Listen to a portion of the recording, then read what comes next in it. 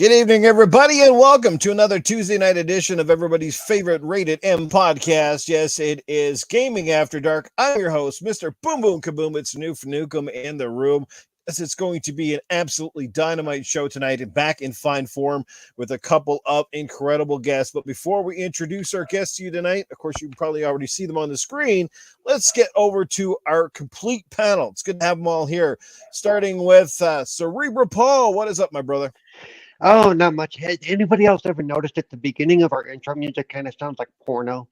You know, expect to hear somebody knocking on the door asking to deliver pizza or clean pipes or something. I don't know, but you know, it just to me it struck me that way. Have you had your pipes cleaned lately, there? Yeah. My pipe is clean, thank you very much. Oh. I scrubbed it off right before the show. Do you need the axles on your wheelchair grease?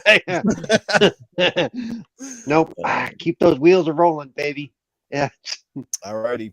Anyway, yeah, looking forward to the topic. Should be fun, and it's always fun to be on a show with Spooky. Yeah. Absolutely. Yes, indeed. And getting over to our other panel member, we got Wize Gamer, a little under the weather tonight, I guess on some medications and stuff, but he is here. He's shown up, and hopefully he'll lay it down as he always does. What's going on, Mr. Wog? Well, sorry about this, guys. I'm sorry I'm not my normal self, but, you know, it was the first of the month, and the bills, after I paid all the bills, I had no more money left, so I had to get gas. So I wanted to sort of X-Men's house, and this is what am I feeling like ever since. So I apologize. Yeah, I shouldn't have pushed it in too deep. I'm sorry. Oh. What did you say? What are you guys doing? What did you say, Asher? I think what you said was so eloquently, Asher cast, nobody rides for free. So. All right, and we also have, yes, you just heard him, Sir X-Man is in the house tonight, back from a hiatus last week. What's going on, Mr. X? Hello, everybody. How you doing? Sorry I missed you last week, but I was extremely tired from doing overtime at work, but I'm back this week and ready to flow. Let's get this shit. Yes, speaking of flow, it's the man who can certainly put some step in a microphone. Glad to have him back on the podcast. Our incredible guest from down under, that bastard, Spooky Sprocket. Great to be here, gentlemen. And hope everyone is doing well. I know some of you all over there were dealing with some wild weather, I heard last week or the week before. Yeah. So I was keeping everyone in my thoughts. So no, it's good day. Well, for some of those basement dwellers, that's the only way they're going to get a blowjob. Hey, I feel seen. Oh, wait. No. Paul likes hurricanes. Is the only time his dick gets wet. Oh, shit. And yes, another from down under. Good old Jedi Knight Peter. The force is strong. Thank you so much for having me, brother. I'm really looking forward to it. Awesome panel, awesome week of gaming. Let's go. Oh, it is indeed. And yes, we had a great time gaming on some Halo Infinite on last Saturday. Thanks for the invite. Had a good time. Didn't stay as long as I wanted, but I still had a lot of fun. So good times hanging out there. Man. Let's catch up with. Go ahead. Everyone's always welcome to our Halo game nights. Absolutely. You'll have to share them out, and I'll do my best to get them out there. Let's catch up with the best podcast chat panel out there, one of the best, and one of the first in the room tonight, lending her support, the fiancé of that bastard Spooky Sprocket, the one, the only, the always amazing Miss Positive herself, the rockin' warrior, Trinity Warrior in the house. What is going on, Lady Trinity? Good to hear you and see you there. I almost feel like she's in the podcast, but by the way, Lady Trinity, I was watching your show the other night. I just didn't say anything in chat, but I did have you on, so yeah. We have got one of the biggest and best supporters out there. Mr. Doggy Dog 420 is in the house tonight. Talos Ray, what's going on, my brother? Good to see you here as well. Casket Repair hanging out with us. Good to see you here, my friend. Whoa. There's a girl in the chat. There's always a girl in the chat. Yeah. I better go get my. I'll be back. I gotta go get my lube. Oh, damn. Lord. Okay, I'm just gonna let you know right now, Wag, she will kick your ass. Okay, I'm just she will. It will not be in a fun way. She will hurt you. She will hurt you so bad, dude. It's okay if she's willing to do it for free. I'm okay with that. Okay, I'm okay with that. Better than paying for it like I normally do. Well, once you're married, you pay for it every fucking day, my friend. That's it. Your Wicked Hot is in the house. What's going on, my brother? Good to see you here. Who else we got going on? Tony Grasso is here tonight. Good to see you, Tony. We got Spider-Man 356. It wouldn't be a show without Spider-Man in the house. Doggy Dog first coming in with the first super chat. He's rocking down. He's rocking down $1.99. It's Gad time. Woo! Yes, indeed, it is Gad time. Thanks for that, Mr. Doggy Dog. Yes, John Wolf is here as well, hanging out with us. We have got Jay the Destroyer. Howdy, howdy. And I think we've almost caught up with him. We got Drunken Donut. I like that, Drunken Donut. And we've got, Double Barrel Gaming. Mr. Boomstick XL has graced us with his presence. There you go. Talking about celebrities in the chat. The man, the myth, the legend himself. Yes. Boom is in the house. Yeah, lots of booms tonight. Love this stuff. That's great. Salty is Gaming hanging out with us this week. Great time on the show last week, Salty. Thanks for being here. Jason Max is hanging out with us. John 907. Eternal Jedi. And I think we pretty much caught up with everybody. If I didn't give you Talos, yeah, I did mention him earlier. If I didn't give you a shout out, let me know, guys. Like I said, because you are amazing. You're a big part of the show and a reason that we're all here. But let's get into some topics. Before we do, let's do the lighthearted stuff. What's everybody been up to? What game has been keeping you busy? Let's start with our guest tonight, Mr. Jedi Knight Peter. What game have you been balls deep into the last couple of days? Balls deep. All the way in. Grounded at the moment. Loving it. We got the Xbox Infinite crew on Grounded, so Infinite Umbra, Risk It for the Biscuit, and Miss Doom Cutie. But we've opened it up to everybody. So Blood Wolf's had a come in, KJ's come in, Logic's come in, Casual Gaming's come in. Everyone's welcome into our Grounded little experiment we're having, and yeah, we're having a great time. Really loving the game. Just almost putting the finishing touches on our little mini base. Haven't got too much into the story yet, but loving that game. Nice. Yeah, I'm hearing some good things. I tried it out just before it actually went. Now it's out of the beta form, more of its full form, and I was having a pretty good time with it actually. So, how about you, Mr. Spooky Sprocket? What have you been playing, my brother? Same. Me and Trinity have been back at it with Grounded, going along with the missions now, and I myself get so lost in that damn game. I'm trying to set some records for the tallest base, the biggest base, because I've nearly got it going around the whole yard. Nice. It's starting to look like a bit of a Calypso resort too, because I've got like more on top of the roof of this thing, and there's bungalows and offshoots, and I just go nuts on the crafting. Is it going to be bigger than Six Flags? That's all I want to know. I'm going to attempt to. I'm already at the height where the crow sits on his perch. That's how high I've got it up. I want to challenge. Build a roller coaster and then put it on YouTube. I want to see that. If I had my way, I'd probably have PC mods for that, where there'd be naked ladies in the yard, and I'd be crawling and discovering new mountains. You know what I'm saying? With a Corona in your hand. Spooky, how you feeling these days, too, brother? Like everything coming around full circle for you, or? Yeah, coming along really well. I'll go back to work actually in a couple of weeks. Thank God. So congratulations. To that. Yeah, been going a bit insane, not being there, but to come through the recovery process and get myself to a point where the doctors were happy to give me the clearance. So looking forward to that. Looking forward to getting back on the docks and the wharves. So hey, I know where you're coming from. I was there over a month ago, so I know how it feels to come back to work. Trust me. I was out for 2 months. I know how you feel, dude. Yeah, no, it definitely drives you insane when you're used to it, like 6 days a week. So, is it just me, or isn't hospital women got hotter and thinner and more shapely? I think it depends on the hospital. Younger, way younger. It depends on the hospital. Maybe you just got a little bit older, brother.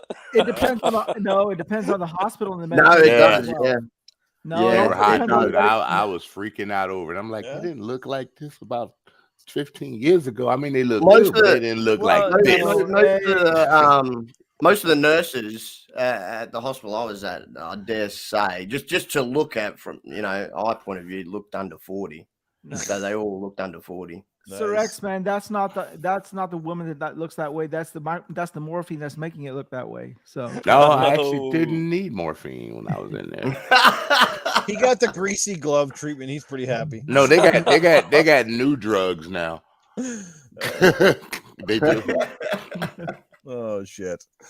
Well, look, we're glad to have you here, man, and it's just amazing to have you back on this podcast. It wasn't so long ago. I wasn't sure I'd ever be inviting you back on a podcast. So, like I said, we're all, yeah, we're really happy that you're here, man, and making a full recovery. So, by grace to God, we thanks for that. So, glad to have you here, man. Well, what do you say? You don't speak for all of us. I'm kidding. Oh, screw up. Paul. I know you're kidding. What game? Well, since we're talking to Paul, what game have you been diving into lately? I hate to say it, but that's this stupid Disney game, man. Yeah, still playing it. I saw that shit. Disney Dreamlight Valley. No, it's actually good, isn't it, Paul? It's actually good. It's a grind fest, but it's addicting, man. It is. And I hopefully in the next day, or actually hopefully tomorrow, I'm going to start with Chernobyl Light. I need to get into my scary game mode for October here, so I'm going to do some Chernobyl Light and then stuff like that. But yeah, mostly it's been all about the Dreamlight Valley with a few breaks here and there. Very good, very good. How about you, Mr. Wize Gamer? What have you been playing? Percocets. Never heard of that game. That's fun, though. That was Cosby the home game. That's what that is. No, actually, it's October. I got really pissed off when I went to the Walmart the other day and I saw Christmas trees up. I'm like, what the fuck still did go happen? to Walmart? Yeah. Well, that's what you do. That's what you do when you're on Percocet. You go to Walmart at 2 a.m.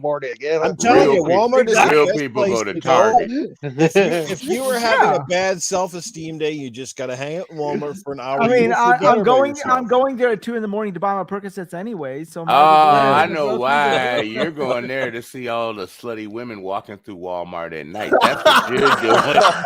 All the classically dressed women that just wear clothes that they shouldn't wear anywhere. Yeah. What do you mean shouldn't wear? What do you mean? All the ones that I can afford by just rattling my medicine bottle. That's the ones I can afford. If you go to those Walmart, you'll see a log there in like every picture. Hey, everyone's the manager. The women at Walmart Wize can't be any worse than the dollar discount store. Either the women at Walmart, either they're round or they're dressed like sluts. Yeah. The dollar discount store probably has tampons I have on the box recycled from former tampons. Right.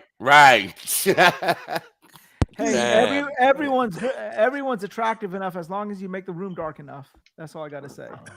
That's what I tell you all the time. Yeah, and that's how Wog got married. No. Good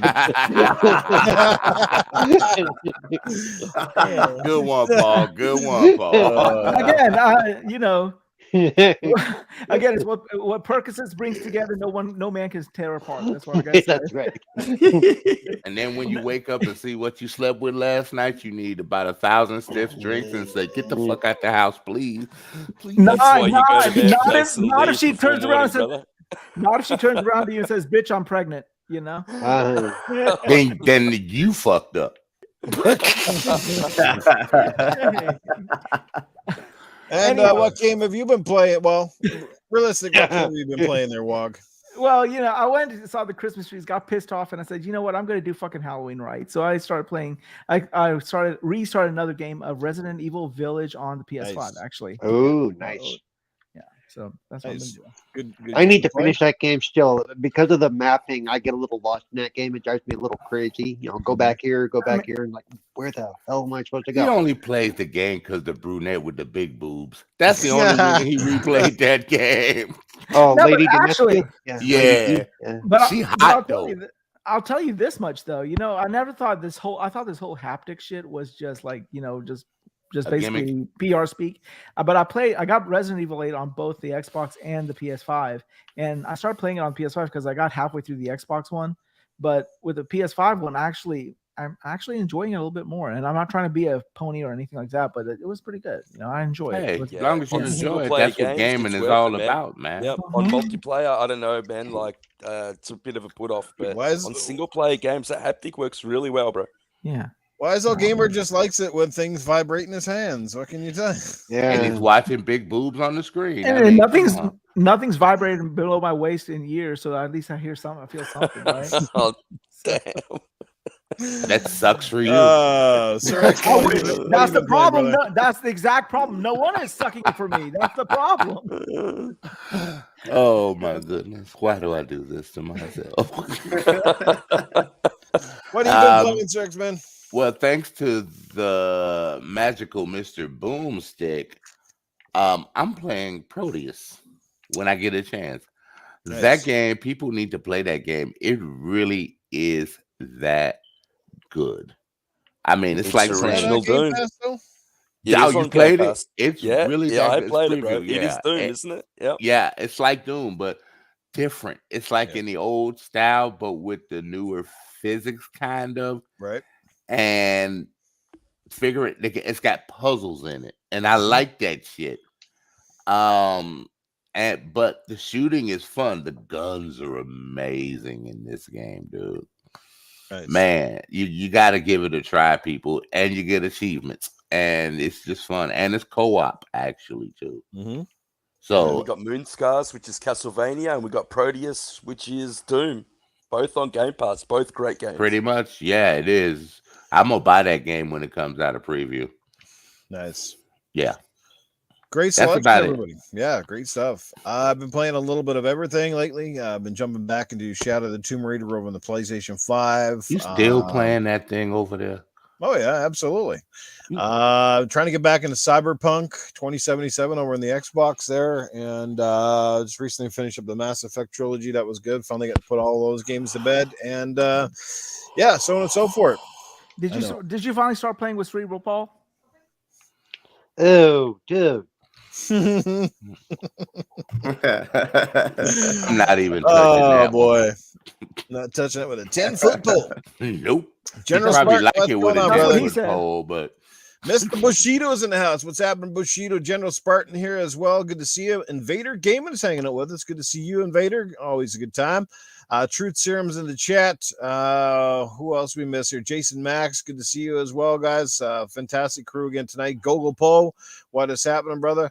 Good to see you. Yes, share this out. Hit the like button, guys. And as I said, it's a small goal, and at the end of the day, it's not that big of a deal. But it would be nice to hit the old 2K subscribes by the end of the year. I think it's possible. I'm just under 300. It'd be kind of nice to have that nice, well-rounded number, but it is what it is. It's okay. Kylo Milo, what's happening for our Q? Good to see you here. My good buddy Ryan Galloway is in the house. Good to see you, Ryan. He got a birthday coming up ahead, so hopefully, happy birthday to you in advance, Mr. Galloway. Ice Man. Ice Man. What's up, buddy? All right. All right, everybody. Before we start the show, I got to do this. This is gonna be tradition for me. We already started the hit show. that like. No. Stop. Everyone hit that like and share. Let's put this out there. Let's get these views up. Let's make Noof, a household name, even though he is, but let's get him going, baby. Hit that like and share. Let's go. Make Noof a household goof. Let's go. That's right. New is a household name. There's posters all over my block. If you see this man, call the police. I don't know. Oh Lord. He's the guy in the supermarket with the stinky Like he fingers. stole my last wheelchair. Please catch him. All right, let's get right into the first topic of the night, shall we? And the first one is simply our most anticipated games of fall 2022. And Sir X-Men, try to keep this one under 20 minutes. Yeah. Right? I only got 1.5. Okay. Sir X-Men, before you start, I need to know: is there going to be a test on this shit afterwards? Yeah. Okay. I need to know whether to get my fucking notebook or not. That's all I want to know. Forgive me, wise old gamer, but I gotta say, Just ask your mom. She's got all the tests for me. Yeah, yeah, but the problem is you keep failing them. What can I say? Oh, that's what blue pills are for. I can't fail it. All right, so most anticipated, you can go with well, hopefully try to keep it 5 or less. I only got 1.5. All right, well, since you got 1.5, which will probably take us about 15 minutes, you go ahead. Not today. Hey, are you sure? Hey, wait a minute. Are you sure? Hey, let him. Oh God, let him start so we can get through this. Thank you. I just, hey, maybe Noof, you should do the whole Cletus, Safe House Sam, and Arnold thing before this shit, because I think the show's over after it. I see the medication's wearing off there, Wise Old Gamer. Let Sir X-Men have a go at this, will you? I thought medication was supposed to make you sleepy. Sounds like not this one. Okay. Anticipated games, Sir X-Men. Let's go. Damn, he's in a hurry today, ain't he? Holy shit! Fuck. No, it's He's got to go start playing. He's got to go back playing with Newt. It's 2K. Will somebody mute him? Will somebody mute him so Sir X-Men can talk? Go. It's 2K23 Golf. That's my number one anticipated game coming out in a few weeks. What the fuck, dude? What the fuck, dude? Paul, tell him, don't you fuck with golf. Yeah, he's looking forward to me kicking his ass again in a new golf game. Bring that shit, man. Bring that shit. I ain't scared of you. I thought my ass was the only one on Ativan. What the hell? Man, golf is life, dude. What are you? Yeah, that golf game is fun, and I do beat them on a regular basis, so it's fun for me. You don't beat us on a regular basis. Every now and then you have your moments. Yes, I do. You. I got proof. The only golf game I play is Mario Golf, and that's because I want to see Peach in a short skirt. That's it. And my half is the new Call of Duty. That's about it. Why is that a half? Because I want it, but it's not important enough for me to buy day one. Golf is. Okay. That's so just what I like. They say play the games that you like, man. Sir X, I'm not digging your selections, man, or not. I'm talking to Wise Old Gamer. You like what you like. You play what you like. I don't care if it's toilet paper simulator. You know, if that's what gets you excited, you go ahead. You know your ass. You know toilet paper simulator. They will do it too. You know your ass is old when the most exciting thing you're looking forward to is golf. Okay. You know, get Wise Old Gamer out the way. You know what that tells me about Wise Old Gamer is he's really bad at that game. Is why he doesn't. No, I'm not good at waving my stick around. You can ask my wife that. I don't need to ask your wife anything. She tells me everything. Okay. Sir X-Men just likes to play with 18 holes. That's all I can tell you. Yeah. Oh Lord. All right, coming down the line. Let's get old Wog in and out of here. Wog, what are your most anticipated games coming up this fall, and tell us why? Callisto Protocol. It looks nice, phenomenal. I bought the collector's edition. I'm looking forward to it, and just looking for some time off. And the rooms are nice and black, and I can get to play this thing without falling asleep. So yeah, I'm looking forward to it. And of course, I'm looking forward to God of War. I mean, I like the 2018, and I just want to see how the story actually concludes, because they said this is the last of that arc. So I'm looking forward to how they end it. Nice. This is the last of God of War until it's not. All right. So far we got Callisto Protocol and God of War from Wog. What else? Got Wog? Anything? Now that's pretty much it right now. I mean, there's Bayonetta 3, but that's for another reason, because you know what, the only controller that I've never gotten sticky was my Switch, so it's about time I try. So you can take that one off and shake it. But that's it. Those are my three. So that's a pretty good picks. Callisto Protocol, Bayonetta 3, which comes out at the end of the month, I think, on the Switch, exclusive to the Switch too. And there you go. What was the other one again? Yes, God of War Ragnarok. God of War, yeah. Fantastic picks right there. All righty, let's get up to Cerebral Paul. Okay, so mine are actually coming out. Two of mine are coming out this month, so I'm thrilled. I got Scorn coming, which I'm looking forward to. Actually, nice. I think all three of mine might be coming out by the end of this. No, because one got put off. So I got Scorn, which I'm really looking forward to. Of course, Plague Tale Requiem, which I'm really, really looking forward to. Nice. And probably, if I had to narrow it down, I'd probably have to say, I don't know, because it was Harry Potter, but Harry Potter has been pushed back. So yeah, I mean, there's a few others that I could name, but let me just go with those two for now, because yeah, there's a lot of games coming out really soon that I really want to play. When is the Scorn go- supposed to release? 2 weeks 21st. from. Yeah, 21st.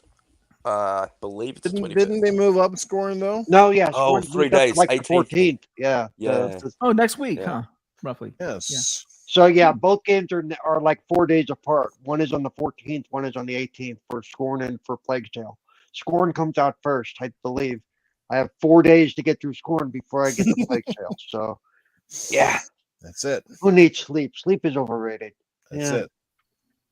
It's alien penis time. Let's go. Yeah. Well, Another new I game love release. I love the HR Geiger type style artwork. Mhm. I think it's going to be really cool. So I'm looking forward to that.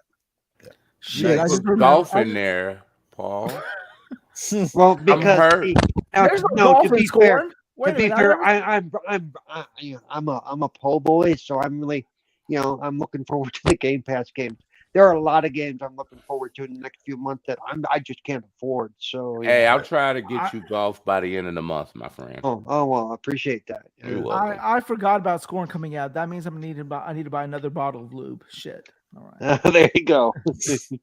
Somebody sent him a fucking care package full of lubrication. Shows up on his doorstep just like a bunch of KY jellies. Wife said, "What the fuck?" Yeah, you're supposed to put it on your penis, not your whole body, Wize. Yeah. I put it in my mouth. What are you talking about? Oh my God. Sticks up his ass. God, Jesus Christ. The Aussies are going. I stayed up for this. I don't get it.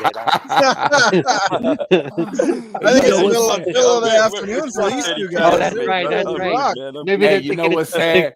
And most people listen to this show during the day when they wake up. That's a Old Trinity's over to like, what the hell? What the fuck kind of podcast is this? Hey, I forgot about the girl. How you doing? How you doing? Yeah. Mrs. Sprocket, what games have got you excited, sir? All right. Well, I'll be quick. I've got six No, that go I'm ahead. Drop really There, looking forward to. He's making up for the rest of us only having two. Obviously, Okay, like So that's Spooky's gonna do 6. Jedi needs to do 9, so we can have our guest. no. Obviously, first, A Plague's Tale Requiem. I thoroughly enjoyed the first game. And it's just more rats to play with, so and control, and yeah. So I'm looking forward to getting into that world. Gotham Knights, obviously, is a big one for me because I'm a huge DC fan. So Are you going to play as Batgirl when you get the game? I'm going to give Batgirl a whirl, and I'm also going to give probably Robin a go as well. That's Shit, right. I forgot about that Spooky- game too. Spooky likes to look at his Okay, Spooky likes to look at the ass of a 12-year-old boy running in I front of him. forgot. So, There's 4 people in that goddamn game, right? Hey, all super chats are going Yeah. to my loop fund for this month. I'm sorry to say. Another one. Is that game co-op or is it just single player? no, It's co-op, right? Only it's two co-op. co-op, yeah. It's It's 4-player co-op. co-op. Oh shit! Yeah, it's only 4-player 2-player, co-op. but unfortunately, it was meant to be 4-player co-op, but something happened, and I don't Oh. think they could pull off 4-player. So it's So only it's 2-player. only gonna be 2. Oh, well, Yeah. that's Oh, cool. okay. I'm down with that. What else was there? disappointed. Callisto Protocol, because Nice. it's horror. It's right up my alley anyway. Evil West, that old school feeling yeah. shooter. forgot about that one Historical too. episodes. Unique twist on the old West, of course. Yeah. And then 2 really funny games that caught my eye. High on Life, because I'm Oh, a I big forgot Rick about and, that one. Yeah, that Rick and one's Morty great. fan. Shit. Yeah, I forgot that one. I think the comedy in that's just going to be off the wall. And just for shits and giggles, Goat Simulator 3. Yeah. Hey, when is High on You know, Life supposed to come out? the Aussies love their goats. End it's of just one of November, those High on things. Life, I believe. Oh. I think it's around the 18th of November, I think. Don't quote me on that, but around there. Nah, it's 13th of December now. Oh shit! Now I need to buy 2 months worth of lube. Yeah. Yeah. All right. That's awesome. He actually put Goat Simulator 3 in there. That takes the cake tonight. So there you go. Spooky with Heck 6 yeah. amazing picks. All right. I love that. And High on Life. How the hell did we all miss that one? That one I was totally digging. Yes. Good picks. Yeah. Mr. Sprocket, love it. Yeah, We the got a- talking guns. The talking guns got Talking me in the guns. trailer. I'll do it. Absolutely. Thanks, Casper, for the $5 super chat. He says, great panel tonight. Look at that. Sir X-Men on top of it tonight. He didn't have to break out the glasses and lean into the screen. Ready to go. Yeah, He's not been on top in years, so it's finally time. We do have a great panel tonight. We got amazing people in it. And good to see Caper Grant back in the chat. It's been a while. I know he's gone through some tough times on the east coast of Canada as we came through a couple of those hurricanes as well, and massive lane of destruction. But it sounds like a lot of people at least didn't lose their lives over it, at least from my neck of the woods. So that's good to see, guys. My prayers for you and your family, man. Hope everything's okay. And friends. Yeah, so we hope you're getting your power back and all that shit too. So it really sucks without it. So alrighty. And last but not least, Mr. Jedi Knight Peter. What's is the force strong with your picks, my friend? Oh, well, Spooky stole all of mine. I just want to shout out to Cyber Gunther. And that's why he's a bastard. There you go. We're just on the same wavelength there, Pete. Yeah, true, He's true, like bro, my true. battleship. So, Yeah. yeah, so my most anticipated is probably Callisto Protocol. Nice. As soon as I saw that game, absolutely fell in love with it. And then the gameplay walkthrough, I think we had at E3 was amazing. That gravity gun, I'm just going to be using that the whole time. That's the only gun I'm going to use. Then I would probably go Evil West, and I wanted to shout out to Grey Monad, who I had no idea about this game until he pointed it out. And the more I see, the more I just want to get my hands on, play that game. It looks amazing. And then Gotham Knights. Third one's a hard one. Gotham Knights or Plague Tale Requiem. Can't really pick between the two. I'm not a massive Rick and Morty fan, so High on Life, you know I'm interested. Okay, but, mute his mic, kick him out. Sorry, that's just what but that'd be mine, man. That'd be mine. Awesome. Great picks. Everybody coming in with some of the same ones and some totally off the wall picks as well. So great stuff, guys. As for me, my picks are pretty simple. I do have a couple that I don't think anybody's mentioned, certainly one anyway. But God of War Ragnarok coming in at number 1 for this new Nukem. I cannot wait for the next tale of Kratos in, of course, the Norse mythology and his continuing battle with Thor. I'm really, really excited to see Sonic Frontiers. It looks like a return to form for the Hedgehog, and hopefully it plays as good as it looks. Really excited about that one. Gotham Knights, yes. Well, what can you say? It's a Batman game. We're set in that universe, and I'm super excited for that one. A Plague Tale Requiem. The original Plague's Tale was certainly one of the biggest surprise games in the last 5 years. Loved every minute of the first game and look forward to continuing the story in the second. And what can I say? Call of Duty Modern Warfare 2. The story looks incredible. The multiplayer beta impressed the hell out of me. I liked it a lot, and I'm super excited to get back into Call of Duty. I just hope that they've got it straightened out as far as the install stuff, because if I got to keep that Warzone crap on my console again just to keep the campaign there, they can go suck a lemon. So honorable mentions would be Bayonetta 3 and Score, and I'm really looking forward to those games. And of course, you mentioned what you call it there, that talking gun game again. What was it? Talking gun game. High on Life. High on Life. I can High on Life. Stabby.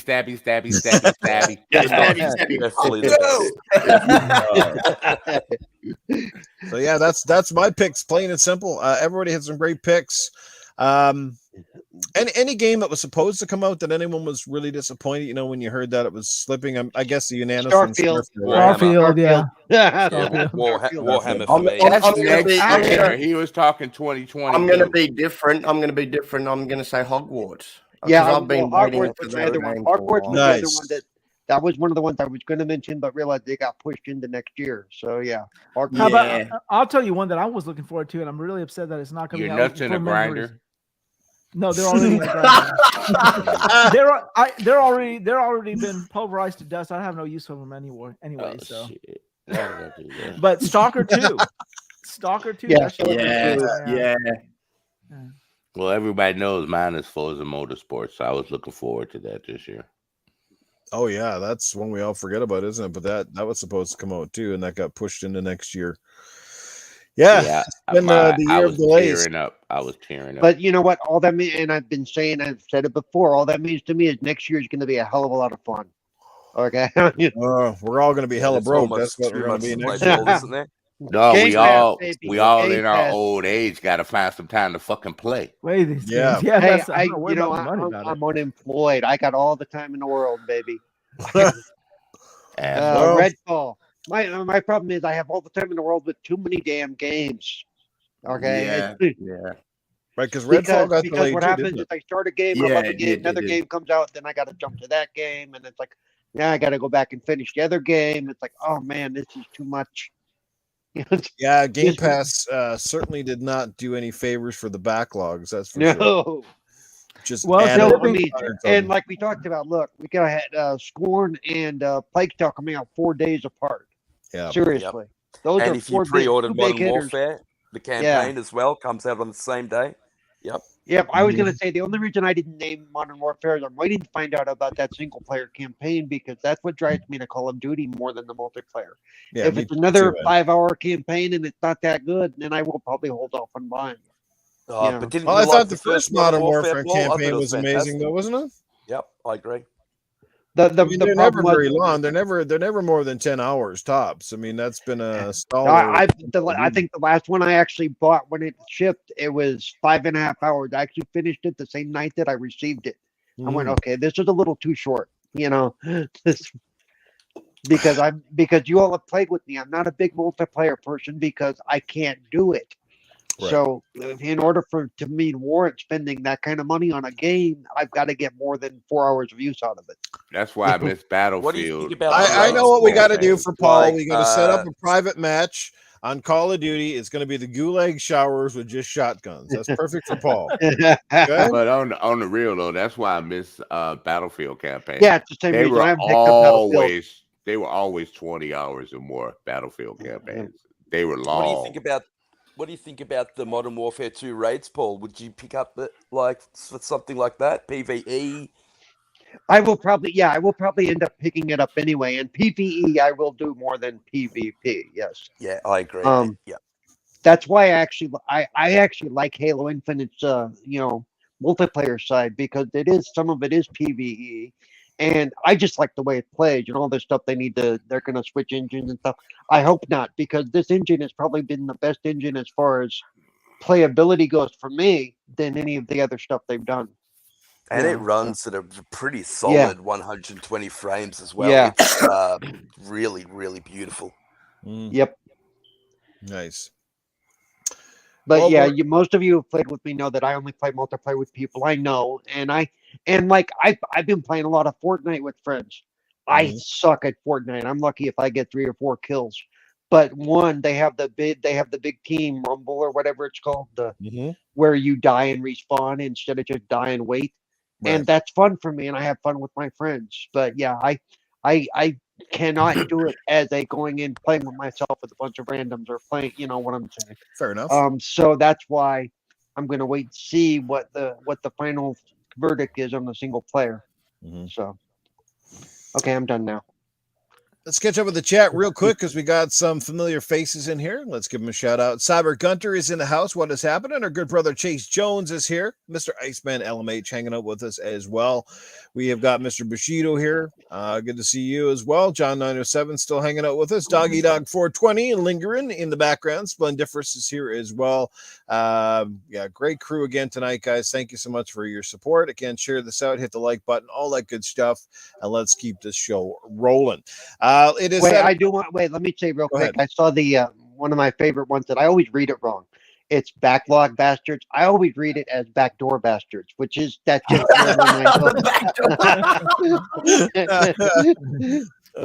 very good. The backdoor bastards. Crazy Greek dude. Nah, you're late to the party, but you're always in the show, baby. Good to see you here. Let's ready, rock, and go. Yes, Dreadpool. Hey, good man is in the house. Dreadpool. Speaking of, I think Dread is supposed to be on the show next week if all works out. I think it was. I can't remember for sure, but definitely got to get Dread back on the show. I guess, Mr. Keeman, what's happening, bro? Good to see you here as well. It is that time of the night. Everybody's just in time for Ask Arnold. It's that time, guys. Now is the time to drop those questions. Let's get it out there. Let's do it. Anybody got a question for Mr. Arnold tonight? We'll bring Cletus and Safe House in toward the end of the show. Go for it. Anybody? chat or panel?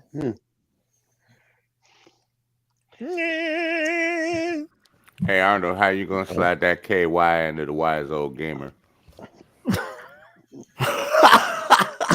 Seriously, I'm gonna get the KY jelly and I'm gonna lift up his ass and I'm gonna slap it all over the wise old game. I don't know what the fucking crack he's smoking all the time, but I swear to God, I'm gonna come over there and I'm gonna penetrate you. That's right, because I am no longer the Terminator, I am the penetrator, and I'm coming to get you, you fucking twat weasel. Hey Arnold, who eats it better, Jeffrey Dahmer or Sir X-Man? That is a terrible, terrible question. But Sir X-Men, he could eat anything. That guy over there, he's always eating great stuff. I want to know what he's eating. Jeffrey Dahmer, that guy, the rot in hell. Yes, crazy shit right there. I like it when she sits on my face. I'm sorry. Any more questions? God damn, the silence is deafening. When is Commando 2 coming out, Arnie? And that is a great question. I've been talking to the studios and I'm trying to get them to sign me, but apparently I've got to do Conan 100 and I've got to do, a whole bunch of these other films before I could commit to Commando 2. But honestly, I would really like to do that movie again, something like that.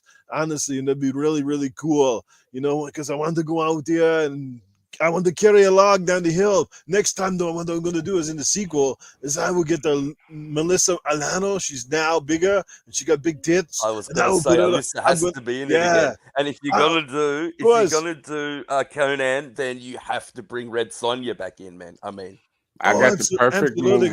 I'm gonna get Grace Jones and get her back in there with the Conan the Destroyer, and I get Alyssa Milano, but then put her on my shoulder. She'll be naked this time, and the guys will love it. I don't even have to do any more scenes after that. I'll just put her up there. The tits will be jiggling. The logs will be definitely standing on the end. Yes, and I will tilt Sully by the boots and drop him from the rooftops. I can't believe Arnold hasn't mentioned. I can't believe Arnold hasn't mentioned. Jamie Lee Curtis, from True Lies, that striptease sequence, man. God, she looks so old. Stop talking about it, Paul. I'm already got a boner over here. Stop it. I've got tight pants on tonight, and I've got a boner, and it's starting to hurt. I don't like it. All right, honey. I got two questions. How do you feel about your daughter Catherine's husband, Chris Pratt? Well, he's pretty cool, isn't he? I mean, after all, he's the guardian of the galaxy. It's what the fuck is his name? Sky Chaser, fucking Cock Rocket. I don't know what the fuck his name is, but then he was part of the guardians of the galaxy. Honestly, what can you say? He hangs around with a big fucking green guy and a green girl and a fucking weird ass talking raccoon and a giant tree. I mean, it's crazy. That is a weird ass movie. That's like somebody that was on crack came up with that shit and put it out there. What they really thinking? Besides, I should have been in it. I could have been Drax. Really easy. I've got the muscle. I've got the talent.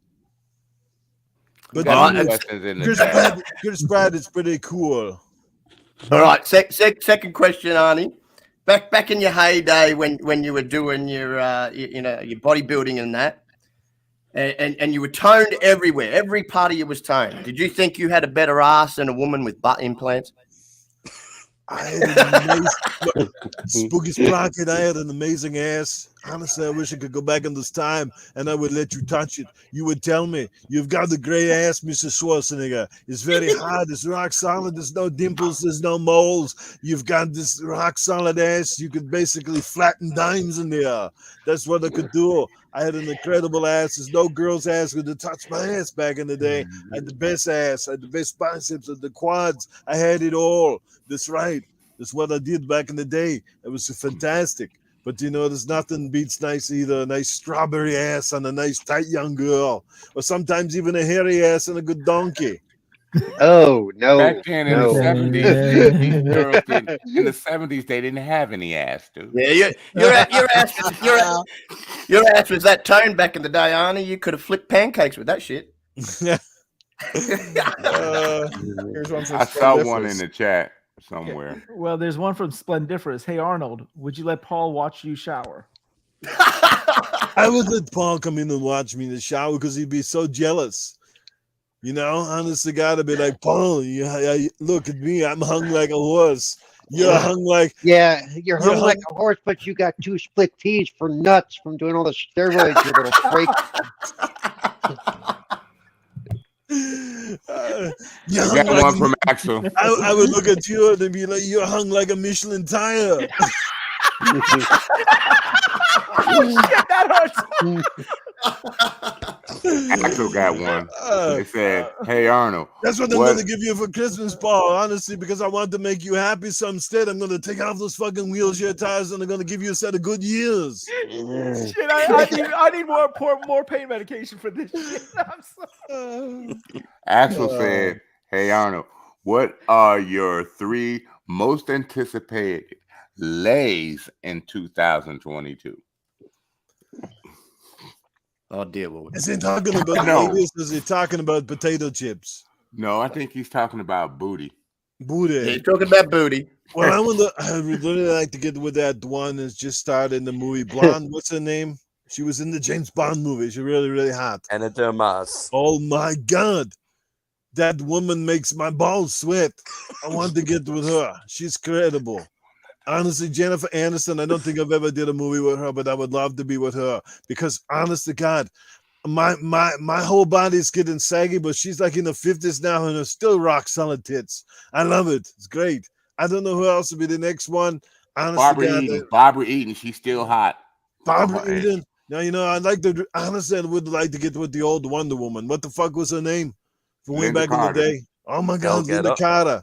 Yes, I Oh, would Linda like to Carter, get with yeah. Linda Carter because I would make it smarter. And then we get in the bed and we'd eat a whole lot of beef and then we'd be having a farter. I'm not touching that one from Splendiferous. I'm not touching that one. What? Paul, read it. It's about you. I'm not touching it. Which one is that? I'm not reading it. No. The last one I have is this one, but we already answered that one. Yeah, Splendiferous, or you mean He said whole body. No, getting he got saggy. another one up there. Who? Splendiferous? I've Cyber not seen that Gunther's one. asking, what do you think about the She-Hulk show? The show crap. That show, yes, exactly. Sir X-Men just summed it up. The show's crap. It's weird. I don't want to date a big bitch to screen. And I certainly don't want it if she's a lawyer. They should just come and sue my ass. There's nothing scarier to celebrities than lawyers. They're always out to get you. I could give a shit that she's strong. I'm strong too, but I don't want that. I don't want to be getting tied up in the court with other lawyers. They lie, they cheat, they steal. I don't like it at all. So no, I don't like that show. You can go kiss my salty balls. Now that Crying, men Hey, can get pregnant, Arnie, crying do you Jim. think Hey, I gotta- Junior should be put out again in theaters? Which All one? right, I'll read What? it. Splendiferous said, "Hey Arnold, Junior, the movie Junior. What about? Splendiferous said another one. It said, "Hey Arnold, would you would you let Paul watch you in the shower?" Yeah, We we already already answered that. answered We already answered that. I don't think Arnold. Jim Ryan asks, "Hey Arnold, what can I do to stop crying?" Wow. You know when you're gonna stop doing it? I am going to put you on a spaceship and I'm going to send you to the planet with all of the predators. Is what I'm going to do. Because honestly, you've been crying so much. That's why I look at you now when you're talking. It looks like your mouth is coming open like a predator. That's Jim Ryan. Look at them very carefully. That's what his face looks like now, like the predator. He's ugly. He's an ugly motherfucker. And that's what he is.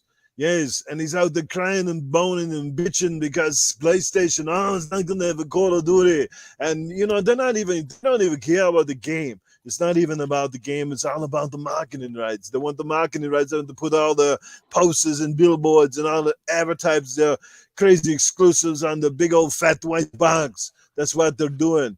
Big fat white box. It sounds like my ex-wife. But anyway, that's what they're trying to do there.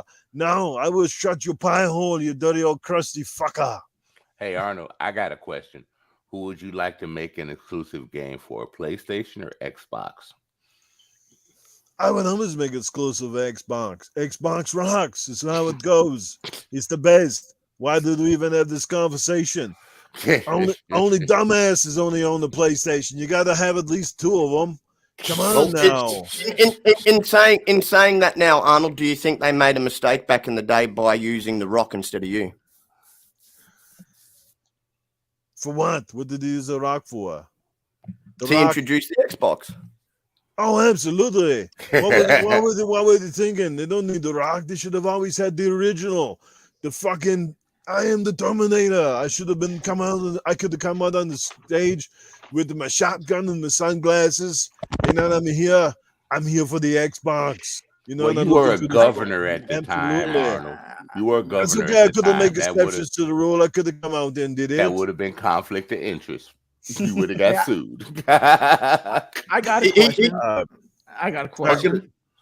Hey Arnold, if you ever last one. Hey Arnold, if you ever go down under, how would you like to spook the spooky bastard? Damn. If I ever go down under, hell with the spooky bastard. Are you talking about Spooky Sprocket? Yes.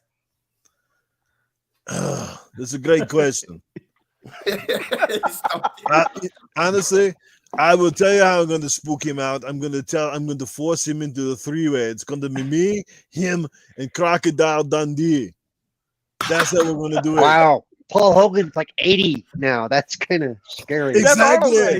Exactly. A dick. This is a dick. You said this is a dick? No, that's And a dick. God, he was wrinkled before. I can't imagine what he looks like now. Holy crap. Absolutely, it's going to be nothing but saggy ball sack syndrome. We'll wrap him around his ears. All right, guys. Thanks for all the questions. We can't get to all of them, but we got to keep the show rolling. Thanks for all the questions. And yes, what the fuck, says Trinity Warrior. What the fuck? Hey, that's the girl, right? That's the girl, right? Yes. Why? How do you not know who Trinity is? How do you not know who Trinity is? Oh my God. How you doing? Well, I do know she'll never be doing you. I do know that much. So that's right. Oh my God. What's wrong with this world? What is wrong with this world? What a world. So let's move the needle a bit. Obviously, there's been a lot of talk about another Horizon Zero Dawn. Is it a remake or a remaster they're talking about? Remaster, correct? I'm staying out of this one. Like I would go ahead and do that. I would call it a remaster. But remaster, I don't think they're going to rebuild it from the game up, right? So let's start with our guests. So since we're just sort of on the topic, I'm not really going to get into the whole Horizon thing and sit here all night whether they should or they shouldn't. But let's just talk about our favorite remasters or remakes. What has been your favorite ones? And let's start with the guests. Real quick, I actually have something to say about that, which was pointed out to me earlier today. So I do have something that I am not all for remasters in general, but one of the people who, like, I believe it was Grand Stoner, who is a disabled person and also a journalist, said one thing about remakes: when they do them, they tend to, at least they have been, adding accessibility options to games that they remake, older games that didn't previously had it. So, for cases like me and for those of us who use those options, they are a plus for us. So on that level, I do agree with them. But in general, I don't think a 5-year-old game should have been remade. But because of, look at what they did with Deathloop. Deathloop did not have any accessibility. They've added it after the fact. It is harder to add accessibility options after the fact, after the game is built, depending on the engine they used and how the coding's put together. So a lot of times it has to be in the DNA from the floor up. And with older games, the only way to do that is to remake it. They've done, and then we'll get into what my favorite remaster is or remake is, because then it leads into that. So go ahead. Sorry, I just wanted to throw that out there. No, that's a fantastic point. I'm glad you brought that up. I don't know. When I heard about the whole remaster and stuff, I kept thinking about that old LL Cool J song. Don't call it a comeback. I've been here for years, so I just don't want it. It seems so. Is that why Mama knocked you out? That's just. I wish she knocked me out. It's Alabama. She knocked out my brother, not me. Shit. Did you get knocked out or knocked up? Which one are we talking about here? Oh, sorry. Whatever got the job done. So let's go to Jedi Knight Peter. Jedi Knight Peter, what has been your favorite remaster or slash remake, or maybe one of both? I mean, we've all basically bought into it, or we've played something that we've loved and had to re-experience again. I've got a couple that I can easily talk about, but I'll wait my turn. So tell us. I mean, sometimes they do this thing very, very well. Some are extremely well done remasters or remakes. I mean, look, I'll tell you one of the worst ones was God of War 3 when it was remastered for PS4, because literally it was nothing more than a resolution bump and that was it. I don't even know if it had extra frame rates. It just a little sharper. Like it was literally the minimal amount of effort was done to that. So that's on the sort of the lazy side of things. But what are your favorites? What are some that stood out to you? Remaster, I've got a remake? couple. Go ahead. Yeah, I've got a couple. So Mass Effect Legendary Edition, I thought that was done fantastically well. Not only was it executed, I think, absolutely fantastically, especially Mass Effect 1, it really needed an upgrade, especially in the movement system. And I think that they did that really, really well. The synergy of your character being able to be carried through the entire trilogy was done great. And it's Mass Effect. Mass Effect is probably one of my top 3 favorite games of all time. So if I get to play that again, I'm happy. And Resident Evil 2, I thought that was done very, very well as well. Really enjoyed going back into that. I think that's how a remake should be done. But that'd be my 2 standouts. That's great picks. All right, let's move up to Spooky Sprocket. How about you? Remaster, remake, bit of both? Yeah, I've got 3 that I chose. So first, the Tony Hawk's Pro Skater 1 and 2. Oh, yes, sir. I thought they did an absolutely phenomenal job on that, including like the actual maps, the skate parks, and everything themselves. So that was definitely one. Mafia, the definitive edition. I thought that was another spectacular. Yeah, that's on my list too. Yeah, another spectacularly done remaster, remake, whatever you want to call it. And then the third one, which happens to be one of my favorite games of all time, is Black Mesa, which was the third-party remake of Half-Life. That was made in the same source game engine. That still a line from Pete. Again, that's another game that's how you do it. That's how you get it done. That was so highly praised, and probably still to this day is probably one of the best remakes ever done. Great. So yeah, those are my 3. Great picks right there from Spooky Sprocket. All right, let's get over to I'm surprised. Go ahead, Sir X-Man. Reckoning Kingdom of Amalur. Oh yes, they did remaster, right? Yeah, that it runs smoother. It seems like it runs at a higher frame per second, man. And it looks about the same, but you see some graphical update.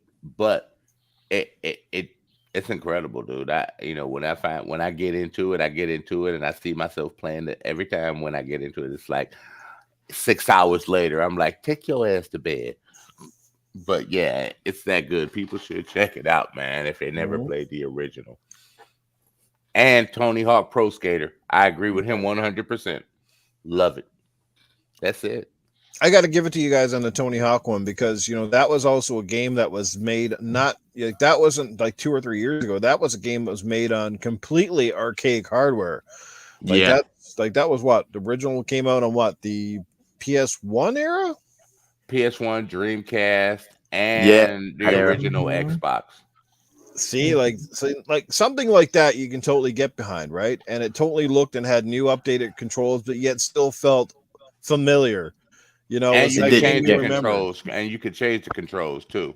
That's what I liked about the new one. The giant, they showed you the giant jump graphically. That's how good they did with that game. It was amazing. Real quick on this topic. Yeah. I think the Halo, now that they fixed everything, the Halo Master Chief Collection counts as one, because it's all the games remastered. I think that counts.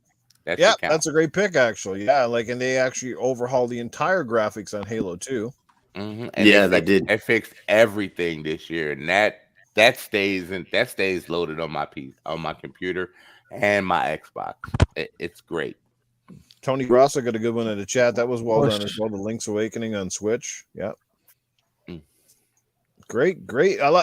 Keep them coming in the chat too, because you guys are bringing up some great picks back there as well. So keep them coming in the chat, especially if it's a game that we might have missed that you guys have been playing. So let's get over to Wize Gamer.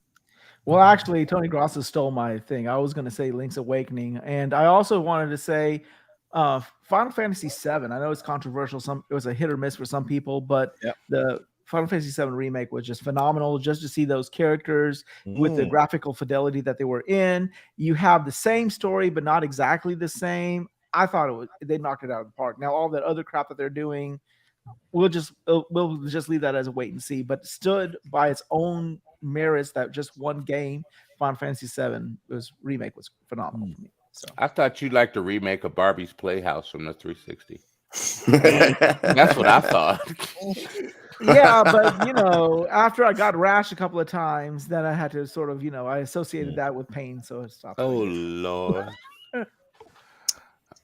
Would you guys consider that Super Mario Kart or Mario Kart 8 technically is a remaster, because they did actually bring a lot of old tracks from old Mario Kart games into that game and updated them with new controls and new age graphics too? I consider that one, yeah. But we all are forgetting the mighty one in the room, though, the Ninja Turtles. Oh yeah, that's a remake. Yeah. Well, to be honest with you, are we talking about just this generation, or could it be a remake that was made? Well, technically, that's a remake. Shredder's Revenge is technically a remake of the original game with new features and new add-ons. No, what I'm talking about is I wouldn't think that would be just to this generation. I think any remake or remaster. Well, to me, I guess my gold standard, and this is a pull from way back when, was Super Mario All-Stars when it came out on Nintendo. I mean, all the that counts. Well, they took the first game, they updated the graphics, they added a game that we never even got stateside at that time, right? And they updated Super Mario 2 and it was great. I mean, that is my gold standard to how a remake should be done. Take everything and just reinvent it. So that's a great pick. Yeah, totally forgot about it. That might have been one of the original games that had a complete overhaul. Exactly. I think that was like the first time we even had such thing as a remake, I think. Yeah, they did all of the games and gave them a whole new look and feel. Yeah, that was great actually. Yeah, and the Super Nintendo palette as well. So yeah, that's good. That's a good pick. How about you, Cerebral Paul? Oh, do I finally get to talk? Sweet. Okay. So I'm gonna go with some genres that nobody's mentioned that came out a couple of years ago that the remasters were amazing. Full Throttle, Grim Fandango. Oh yeah. They remastered Full Throttle. Yeah, and it looks love beautiful. that game. And Grim Fandango. And is it on Xbox? It's on Pornhub. Yes. Stop it. Oh yeah, Full Throttle. Okay, I know which one you're talking about. Okay. Yeah, and Day of the Tentacle was the third one. They released them on the Game Pass at the same time. About a little under 2 years ago. Well, you can see 2 out of 3 on Pornhub. Okay, shut up for a minute. Jesus. So yeah, and they even said it in the game so you could toggle the old graphics versus the new, so you could see what they did. They also updated some of the controls and stuff. Those were well done. Some of my other favorites were LA Noire when they did the remaster for the new generation. That they did an incredible job with LA Noire. The other one, of course, was the Ghostbusters game from the, if any of you played the old Ghostbusters I remember when game. they remastered that. Yes, yeah. But that one was also very well done. That one was also very well done. Paul, didn't they take the co-op away? Yeah, there's no co-op in the Ghostbusters. No. And that's supposed to be like the third, like acting as a third movie. Yeah, it was actually considered like a sequel, a proper sequel. I got a question. I got a question about that game. Did you cross the streams, or even can you cross the streams? I knew something like that was coming. Is that what happens when you go to a urinal? Anyway. You do not need to be that close. those are those games that nobody brought up. That those games were all, I believe, remastered. None of them were remake, but they were remastered, and they were all done with. You could tell they were done with care. They weren't just thrown out there as money grabs or anything like that. All those games I listed were done with care. Some of them were pushing 30 years old. The LucasArts ones. That they were due, and they have a whole new fan base now that people have experienced those games, and hell, they're good games. And in the case of Day of the Tentacle and Grim Fandango, they're funny as shit. We have the new Monkey Island coming out, which is also an older, LucasArts game. And that looks fun too. It's great, Paul. It's really fun to play, actually. Yeah. I'll tell you one remake that didn't get a lot of press, but I think it was pretty good, especially coming from where it was to where it is now. Medieval. Yeah. I was going to mention that. That was a good one. I mean, the graphics and everything, the controls. People were complaining that the controls were not fully updated, but according to developer interviews, they wanted to keep that same floaty behavior of Dan Fortescue from the original game. So I think they did a damn good job for what they were trying to do. So great. Yep. I think what they need to do with some of those older control games is, though, they need to make that optional, because some of the older control schemes really suck. Okay, I mean, just try to go back to them now is just painful. It's like talking about like updating the controls of the game. That Shadow of the Colossus was done really well. Oh yeah. That's another good one. Yeah, that was really well done, because that was that originally came out on the PS3, wasn't it? Yes, it was. Yes. PS2. Sorry. In the chat, my Xbox Infinite panel member. Yes, Jim Cutie is in the house. Look at that. We got another lady in the house. Wize Gamer's really excited. There is one more I forgot about, if you don't mind. Go ahead. The remaster of the original Tomb Raider with the newer mechanics and the grappling hook. Yes. That was a great new rendition and remake of Now you're Tomb talking Raider. about the 2013 basically reboot, because they also remastered the original Tomb Raider, the anniversary edition, which went back. Right, that's what I'm talking about. The Tomb Raider anniversary edition. Okay. Yes, that was a great remaster. And the Tyrannosaurus Rex still got on my damn nerves. But that was a great game. The way they changed how you introduced Miss Natla and everything, and went through the cavern. That was a great remaster. Yeah, I was actually playing the other day, and it was feeling good. Yeah, see, that's a line more on the remake. When you basically overhaul a graphics engine, you add completely new controls for modern day controllers. You redo the soundtrack, but you still keep the level design and the base game.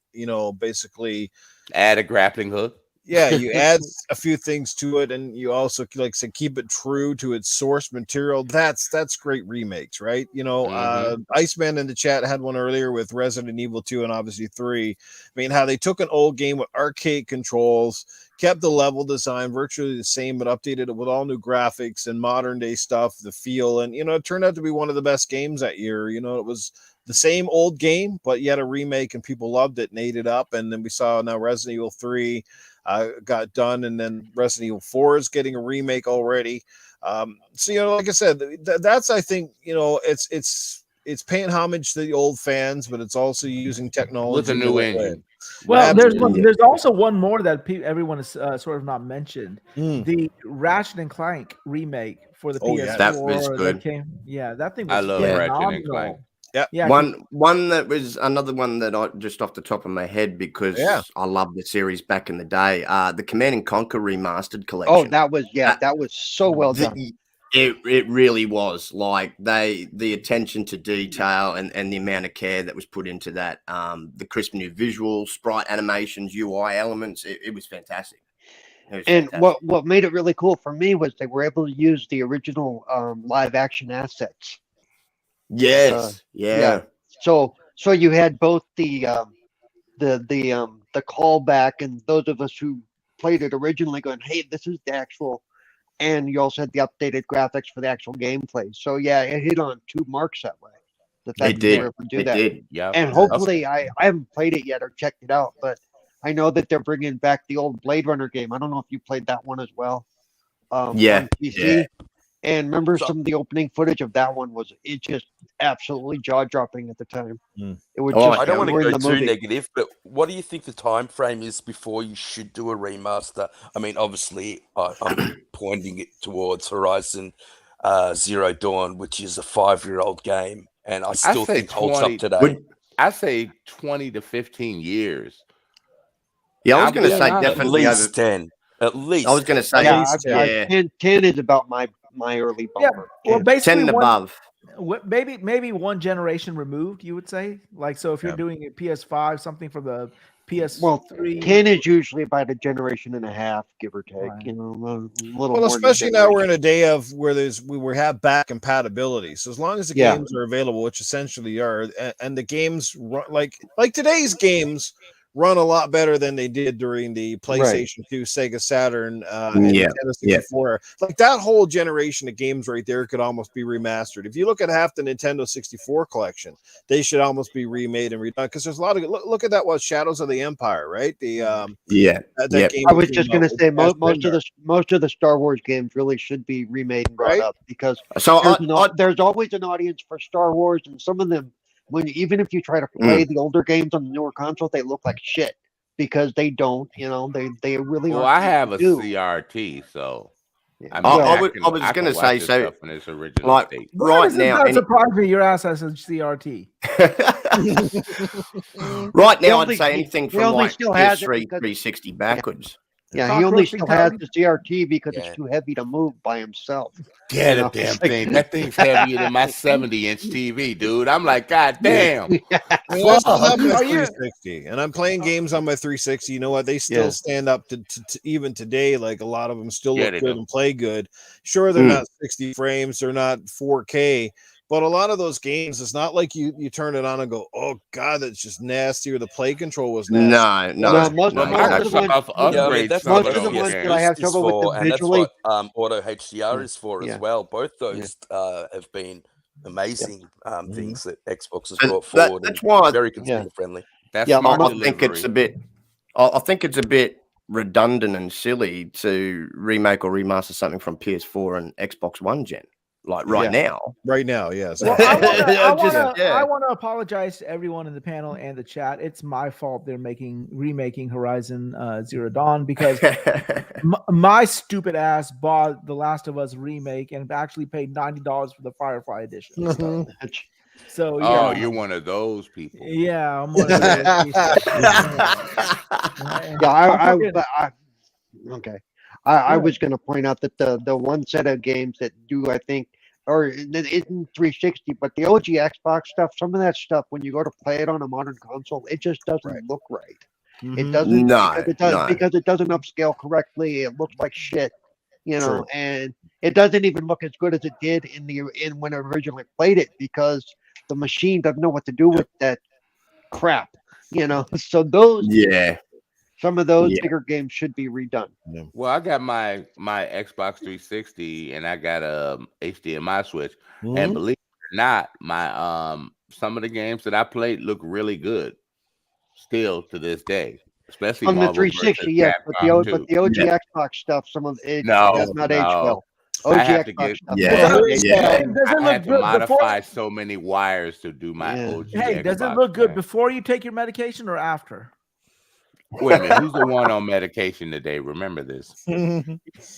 I'm trying to empathize with you. That's why. Oh no, I'm fine, bro. I'm good. So real quick, here's a couple of my picks, and here's one nobody selected, and I'm going to go back to the original Xbox console and say Conquer Live and Reloaded. They took You a phenomenal would game from the say N64 era and put it in full analog control, added better camera movement and details, obviously had way better graphics. That to me, that was an amazing game. Conquer Live and Reloaded. That was phenomenal. There were some other pretty good remakes, even like the GoldenEye remake that came out I thought was well done. Obviously, the only thing there was they replaced Pierce Brosnan with Daniel Craig, which was odd, but of course trying to capitalize on the movie popularity. And in a more modern presence, obviously the Mass Effect trilogy. Now that's how you do a remaster, right? by not really remaking the games, but certainly adding better frame rate, higher resolution, adding textures that just made the original game especially benefited from that upgrade the most, because it actually looked more modern and played better. I mean, better controlling with the Mako and a whole lot of improvements there. So yeah, the Mass Effect trilogy, that was a well done. And I'm giving you 3 games for full price. Okay, that's the thing too, right? Giving you the whole trilogy. That's like, when even Sony, when they did this Uncharted one, right? They charged you full price, and all they gave you was Uncharted 4 and Uncharted: The Lost Legacy. Like, why didn't they include the rest of the Uncharted's on that game? Correct. Right. So like Correct. it's like Sony dangles carrots. It's really weird. I'm not here to be shitting on Sony, but it's just like Sony just never really gives you anything. It's almost like they gotta just, it's always extra, and if it's not extra, they charge you more. Like it's just crazy, right? It's But like when Wize did say that the Ratchet and Clank one, yeah, that was phenomenally, really well done as well. So it's like when the Gears of War remaster came out, right? It was only $40, and it was great. It included everything. yeah. Well, I think the most underappreciated remake was the Grand Theft Auto trilogy. I think that game was fun. That trilogy was phenomenal. People were hating on it for no reason. They didn't read the fine print behind on the back box of the game. What? It's buggy. It looks like shit, but it's still No, a good game. Basically, no. The fine print said you just have to be high as fuck to play it. So that's exactly what it is.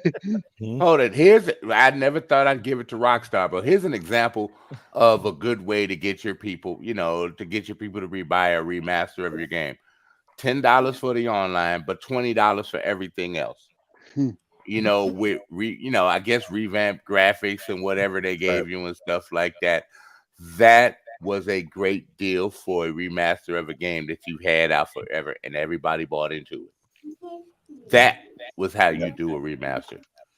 And a great remake, I'm going to have to go with Gears of War Ultimate Edition, built from the ground up, using the whole new engine, better graphics. That was the better one I was talking about, right? Multiplayer was improved. Every single aspect was improved. And on top of that, they gave you the entire collection of, I think it was like the entire collection of Gears of War games and stuff. Like, yeah, like they knocked it out of the park, the Coalition. That's phenomenal. You can go back. It was go only back $40. Yeah. And go back and play the original Gears, like the 360 version, and play the Ultimate. There's almost no going back. It's so clean. It's just it plays better. It looks better. Everything was built better, and it's still a great game to play today. It just took what was already classic and just made it timeless. It's just unbelievable. Kudos to the Coalition, man. Those guys are friggin' phenomenal. One of the most underrated studios, in my opinion, out there. And god dang, I can't wait for Gears of War 6, and yes, I'm going to call it Gears of War 6. Please bring back the war to the title, please, because I can't stand that Gears 5. That sounds like a mechanic game, okay? It doesn't sound right. It does not sound right. It is Gears of War, not Gears. Gears is just a code name that we use to shorten shit up, but it shouldn't be on the box, okay? It needs to be. They don't shorten up God of War, so don't shorten up Gears of War. They just call it God. They start cutting it out. People think it's a religious game. God is coming to save you. Boy. Hey, so Sir X-Man, when you start playing with yourself all over again, is it a remaster or a remake? Oh Lord, I'm so done. I have nothing to say to you right now. I'm just done. Oh my. Depends on the time of day, I guess. I don't know. Don't mention depends around him. You know he But all I want to know is it the definitive edition? That's I am the definitive edition of a man. Get that right. Next. Oh man. Star Fox. I was just thinking, Star Fox 64. They remade the SNES game. That was actually pretty well done. I'm still waiting for the Switch to give me a Star Fox. I will buy a new Switch if they give me Star Fox. I've been waiting for it. I love. A new one would be lovely, wouldn't it? Yes, it would what be. the hell are you planning on doing with that Fox? Dude, Star Fox is amazing. Now we're talking about a game, no sexual shit. Okay, sorry. I just heard you and Fox in the same sentence. I just want to know what the hell you were going to do with it.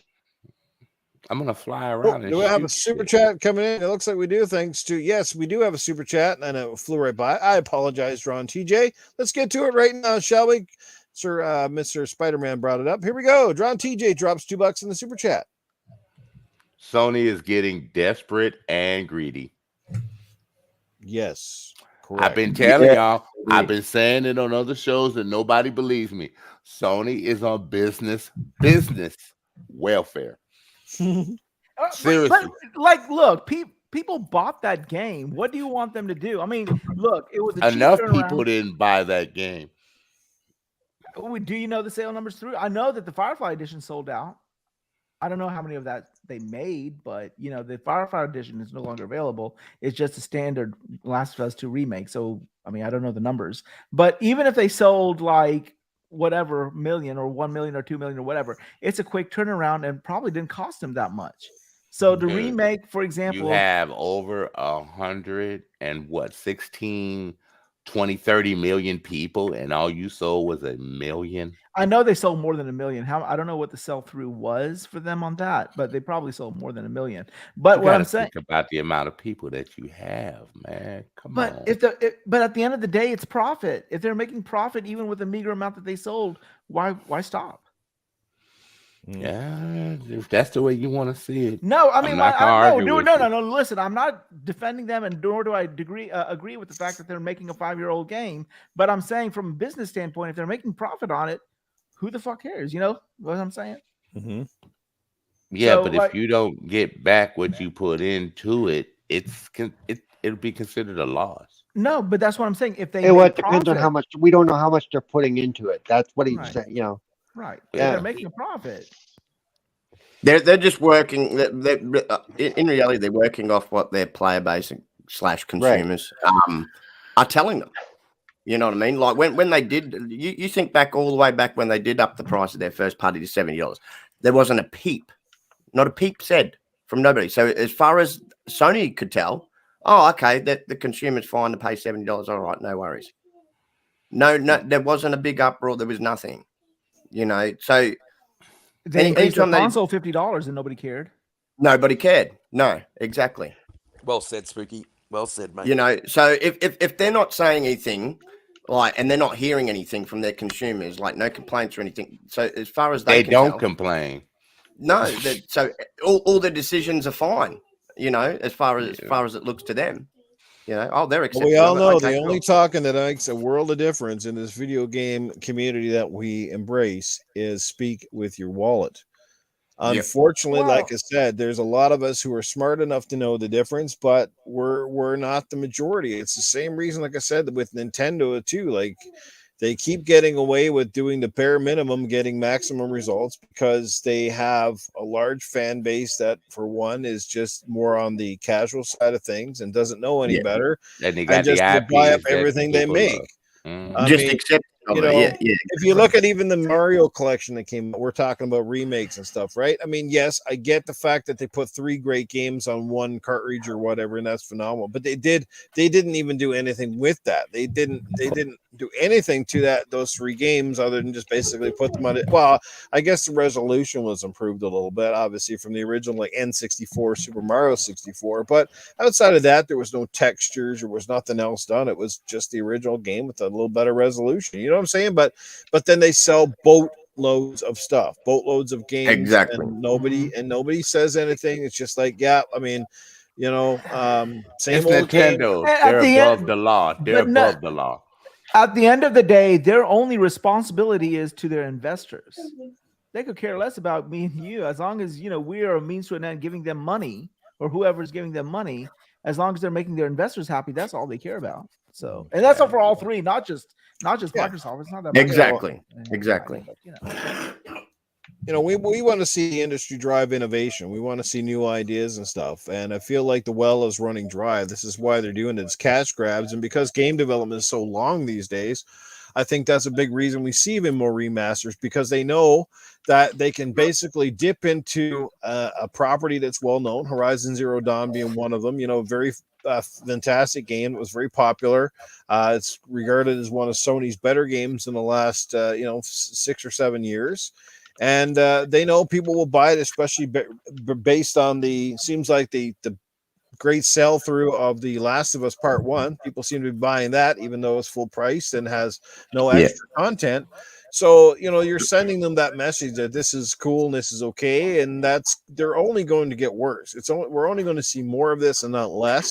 And the extent of what they want to put back into the games it's all going to depend. It's going to vary on a case-to-case basis, but they're basically going to try to get away with doing the bare minimum, I think, for the most of it. If nobody calls it out, they're just going to here's the game, a little better use, a couple extra frames, charge you the same money over again. And yes, they can justify because they can say, well, people who are new to buying PlayStation 5, like a 12-year-old kid is picking it up, may have never played the PS3 version or the PS4 version, so they're going to get the PS5 version. And I kind of get where you're going there, but you know what I'm saying as well. It's just like, again, they're just padding their pockets until the other games come out, right? Yeah, because exactly. in this day and age, multiplayer is still king. No matter what you do, it's still king. Well, and they may be using the profit they make from these remakes and stuff to fund the newer games because they are getting more and more expensive to fund. And we know that Sony, PlayStation doesn't have the cash back that Microsoft has given to Xbox. Also, their games are going to take a very long time to make. So after this God of War comes out, like, what is going to be their next major first-party release? And I think it's going to be a while till you see it. So this is something they can do a quick turnaround on and maybe make a quick buck off of it. And that's what I think they're also thinking about. Something that can be done in a more proximal time. Because, like, I don't think Spider-Man 2 is coming out next year, and I don't see, unless they go and buy some exclusive IP next year, I don't see any major in the window. I mean, I think the people who are doing Ghost of Tsushima, whatever they're working on, it's sometime out. So what's out there, Yeah, if you guys have been following the agree. I don't think Spider-Man 2 is coming out either, bro. So what have they got? They've got Stellar Blade, which they bought, third party. They've got God, what else? Forspoken, they also purchased that, but nothing first party. That's unusual for Sony. Because their games take a very long time to make. I mean, they're really good when they come out. They have a polish that is up to now unforeseen, unheard of. But that polish takes a shitload of time in the incubator, So and it's just a matter of they were able to release games when Xbox has not been able to. But it also means they're now at the beginning of their cycle for their next set of games, which means it's going to be 2, 3, 4 more years before they have to cycle again. And that's just what gaming is now. And it's the big, and I've had this discussion on all the shows I've been on, and I've talked to Noof about this. Yeah. It's a matter of it takes more time than it ever used to. Yes, we used to love them. We used to get the games on the cartridges, and they just worked. But those games were also 1/8 the size, or even more, of what we're dealing with currently, technology-wise and everything. I'm kind of glad I'm kind of glad newer games are taking longer, believe it or not, because I remember during the 360 generation, we were just getting pounded with game after game after game after game. I couldn't keep the fuck up. When we're right there now. Actually, you still can now. Game Pass and the indie scene is just. So you've not been able to get it the fuck up for years now, huh? Oh, Lord. See, that's maybe what they need to sort of focus on now is sort of getting some AA and indie games sort of fill it in between. Well, I'll tell you this much. I think the PSVR 2 is ready to go. I mean, I think they could have launched that crap this year. But you ready to pay $600 for it, buddy? Well, no, what I'm saying is that's still been rumored, but I know because they haven't released the price, which is my only worry about it is they haven't released the price. They're hyping this thing. They're saying how great it's going to be. They're showing some of the games that are going to come out, but they're not telling you how hard it's going to hit your wallet. People should be nervous about that. People $500 should, or $600. But until Sony makes that official, and for some reason they're putting off doing that, you have to. For me, it kind of makes me worry that it's going to be high priced, and they've got to find a way to sell that to their customers. If it comes in more than the disc drive version of the PlayStation 5, I think that's going to be a bullet in the head right there, because you're only going to get a select audience that are going to pay that much. I mean, as much as I love to get one and I want one day one, I'm not paying more for a headset than I did for the console. That makes no sense. And we Yeah, in already know Canada, that the that's original gonna PSVR really did in well. Canada. Here's something that nobody's mentioned that they may be looking at, just like they did with the console pricing thing, and they put it off so the Xbox and them were playing this little game of who's gonna bend first. They could be doing that with the Quest 2, because if they come out with a $600 headset, Quest come on and say ours is only $5.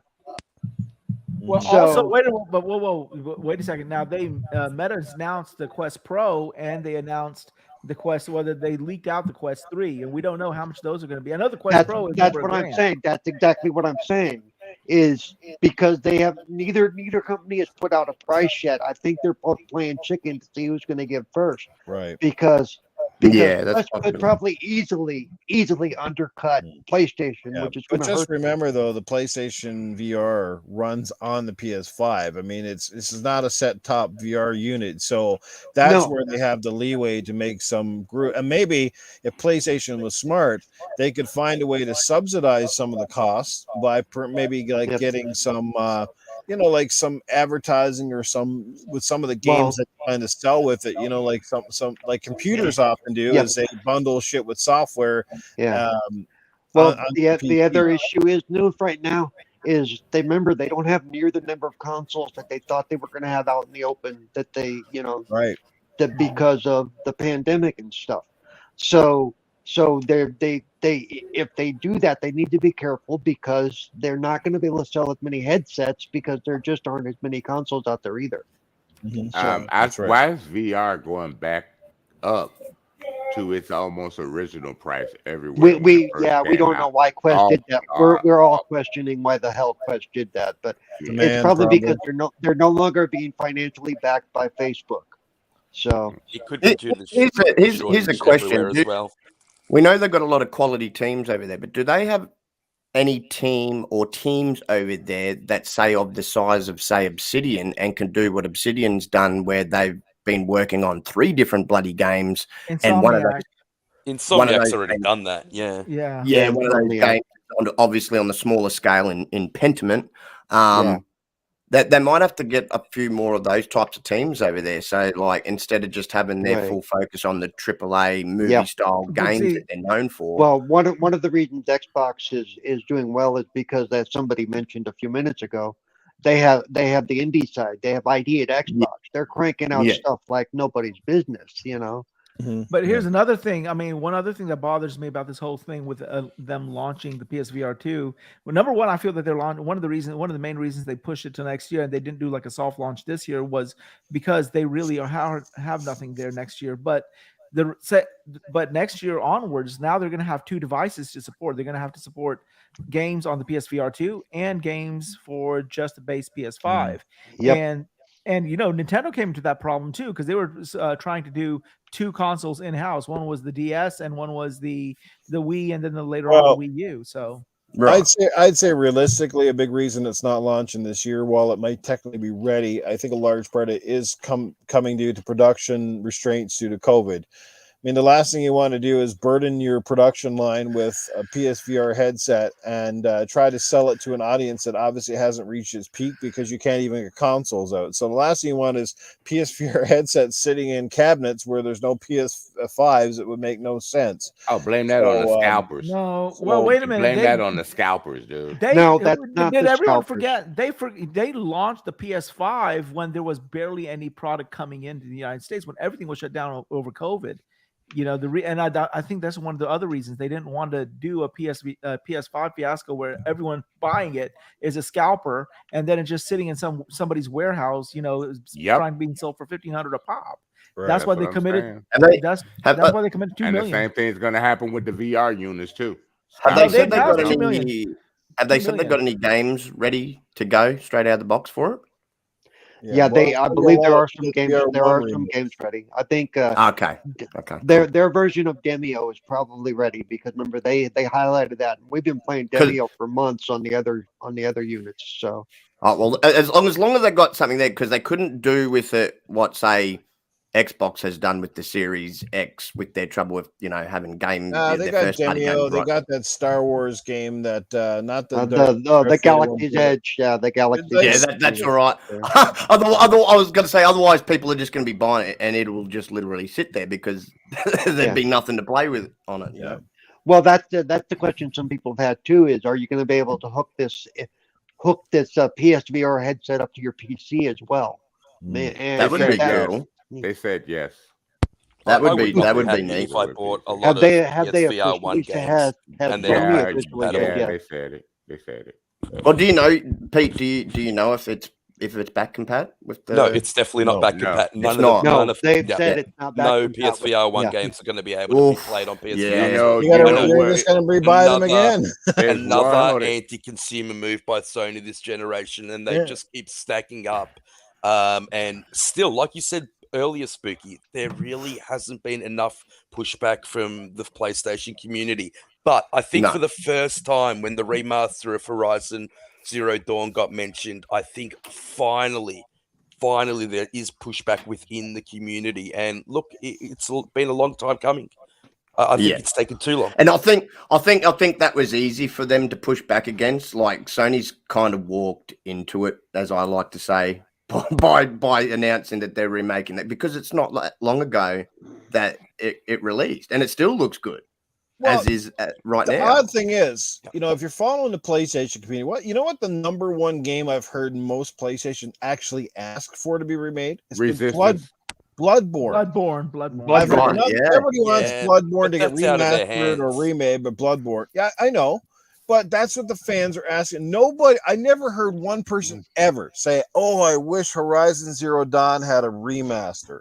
Not one. I After love they the already game. made it Right? 60 frames a second. I'll it's tell you already another been one they done. would have preferred as well is Infamous. And Already Resistance, Fallen Man. Yeah. And see, that's probably the other side of it. Probably that hurts them too. Is unlike a lot of the Microsoft, the Xbox, sorry, I'll say, executives that when they do get their chance to get on all social media platforms and that, so they can actually see what their gamers are saying and what their wants are, or you don't see that from the PlayStation execs so much. So it's not like they have their ear to the ground, even if there is voices in the PlayStation community saying, "Hey, we would like to see Resistance Fallen Man come back," or as someone mentioned, Infamous, or Twisted Metal. No, People in been fact, talking they- about Twisted Metal for 8 years. Yeah. Or We're back. Resistance. That is being Resistance. remade Twisted And Metal. We've heard, and I'm glad And I was they're going to say, remaking that game. I was going to say, here's the thing with that, like you said, Pete, thank God that they didn't, that they were going to remake it, because otherwise they were like, "Oh, well, we're not going to give you a game, but we're going to give you a TV show." And I think that's a lot of the And reason they're doing it as well, mate, because I think they're going to be trying to re-release these games at the same time the shows are coming out. And look, we've seen what Edge Runners has done for Cyberpunk, so there's definitely a market there, and it does synergize quite well. The Witcher, it also happened with that, where got a lot more people into the show, and there are a lot of shows coming out. So we got Gears, we've got Fallout, and so these IPs are selling really, really well at the moment. Yeah, and that's what also makes a lot of these remasters and remakes to some extent almost redundant, because we're in a modern day era where most games now get patched and upgraded on the fly. Games like No Man's Sky, which turned into a completely different game than it was at launch. You're looking at Cyberpunk 2077, which continues to evolve and become the game that many of us had hoped we plunked down for in the beginning. This is what I'm saying. So you can literally make games, you can improve them in many ways right on the fly. And, I get it. Some of these things, they cost money. They still take development teams to do. And in a lot of cases, I think it's amazing that the studios, they give you all those extras and they don't charge you more for it. Like that's just great fan. To some degree, you almost deserve to go and pat them on the back and say, for all the shit you took, you stuck with it, even though a lot of people wanted to give up on you, and you still went out, went to work, put in the work, and now made your product phenomenal. Because that just shows you that, the kind of character that's in a studio or a publisher that say, because they could wipe it under the rug and say, you know what, we're done with it. But to keep going, when the times are tough. That's a test, and that's why I wouldn't walk away or not back a CD Projekt Red, because they're obviously committed to their craft, even though that game didn't turn out as like we wanted at the start. And that's largely wasn't due to the developer. That's largely due to the publisher that just forced them to get this game out and get, of course, from pressure from fans. I'm one of them. And remember, real quick on that, it wasn't their first rodeo. They had the same issue with The Witcher 3. People forget how bumpy that launch was. That launch was shit. Okay. But they came back. It was shit, but they weren't T-boning themselves like they were in Cyberpunk. No, but they did turn around and they said, look, we know that we had to fix a bunch of shit. So here's some free DLC, and I'll tell you what, that DLC was amazing. That DLC they could have was just incredible. On their hands, right? Yeah. But they didn't, because they wanted respect back on their name. Like they are a phenomenal little development studio. And I think what people can learn from this, even their investors, is if you just leave them alone and let them do their thing and let them release it when they're happy with, because that's what I did see on social from some of their devs. Like when it was launched, this isn't the game that we wanted you to have in your hands. And I'm sitting there going, if they're saying that, why not just give them the time that they need and let them do their thing? Because we know what they can put out there. Yeah, because people were sending death threats to the devs, and the dev firm had to say it wasn't our call. You know, and even the board said it wasn't their call. You know, stop telling our guys you're going to kill them. You know, exactly. And it was just pressure from investors, pressure. The difference between Witcher 3 and Cyberpunk had far more pressure than The Witcher 3 ever did, in my opinion. Witcher 3, the fact that they wasn't still under the microscope. People who remember the launch of Witcher 3 remember how bad it really was. The game was buggy as shit. But but over time they fixed it, they corrected it, and they said, we apologize, here's some DLC. And we got 2 or 3 DLCs out of that, you know. Yeah. And it is remembered as one of the best games out there right now. Yeah. You know? That's 2 games, one after the next too. That like you mentioned, Paul, they've proved themselves at how passionate and dedicated they are to get with both games. That they want to release good products. They want to release good stuff. Exactly. And you can feel that from them. So that's why I'm saying with this, their next lot of projects, and they've got 5 projects in development. 3 happen to be the sequel to Cyberpunk and then a new IP. Just let them do their thing and let them bring it out when they're ready. Right. I real quick. I don't mind a remake, but give us a remake of something that we want that we haven't seen in a long time. Not something that's been out a few years back. Give people what they want. You know, you on both sides, Xbox and PlayStation. Yeah, we've been crying for some of these great old IPs to come back remastered, redone, like they redone a Tomb Raider. You know, and you're not giving it to us. Stop reaching back for stuff that's like 5, 6, 7 years old. Go for some of the old IP. In some cases, some of us may want them back, but they have market research guys that say, well, there's really not enough of a call. They want bang for their buck. They want return on their investment. So they have to look at these things and go, can we sell enough of these if we put in $1 million bucks? They can. Are we gonna sell enough? They can. And their market research, I don't know where they're looking at. What they're looking at, the like 20, 16-year-olds, 25-year-olds. They're not thinking about the older gamers that are still playing your shit and can afford to buy that shit. And that will buy it. But what percentage of their population is that? Right. Look at the difference that PS4 gave us. I mean, The Last of Us, Spider-Man, Ghost of Tsushima, Horizon Forbidden West, God of War, Ragnarok. The difference is stark, and I just think that they're really missing Sean Layden. Look, I know Jim Ryan's doing some good things by releasing the games on PC. I think that's a really, really good move on their behalf. Spider-Man and God of War on it. Yeah, exactly. But the now it's what Remaster City. It's We Believe in Generations. It's the $70 price tag. It's the $50 increase in price everywhere except the USA. I would pay $70 for a Twisted Metal and a Resistance. I would, Yeah. but I'll not put this. for Oh, yeah. something that still that I know The Last of Us is a really old game, but I'm talking about something, that we preach to them that we really want, like Okay, the so Twisted But Metal okay, game. Okay, but you so keep let's saying let- we. Who's we? See, that's That's what you my got to issue. get through your head. You is play Okay, so different cannot- genre. You were you on can't- PC most of the time, You Paul, cannot say we but though. you You were can't on speak PC for. let's say- most No, of the I'm time, not talking Paul. about that. I'm not talking about let's that. say Just you, like for because example- there are games that I want to see, but that doesn't mean that there's enough people out there that want to see it too. There are Let- more. let's be honest, Right? let's Do be you know honest, how you- many older gamers out there that spend the money? not That's as again, much as you're missing my they point. make, You're missing not my as much point. as the population they want. Most of the younger Oh. people live on the Call of Duties, the Fortnite, you- Well, things like that. no, but let's say this: you want a Resistance, right?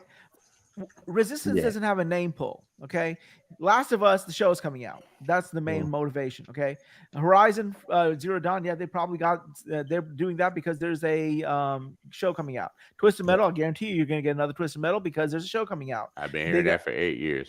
And well, that's the room. If the show comes out, the game's coming out, and I think Ghost of Tsushima is also in the same vein right now. So you're gonna get you're gonna get a remake or remaster of that. Don't be too surprised either. And that's mainly because they want the mass market pull. That name, that Resistance is not gonna pull anybody. They want to be for the young adult what Mario is for the kids. Yeah. Plain and simple. So in other words, Yeah, I mean, they that's still, just like- in other words, they still don't believe in multiplayer games. Well, no, because it's like I believe Uh, what is it? The game that Phil loves, Conquer, he's always talking about, Yeah.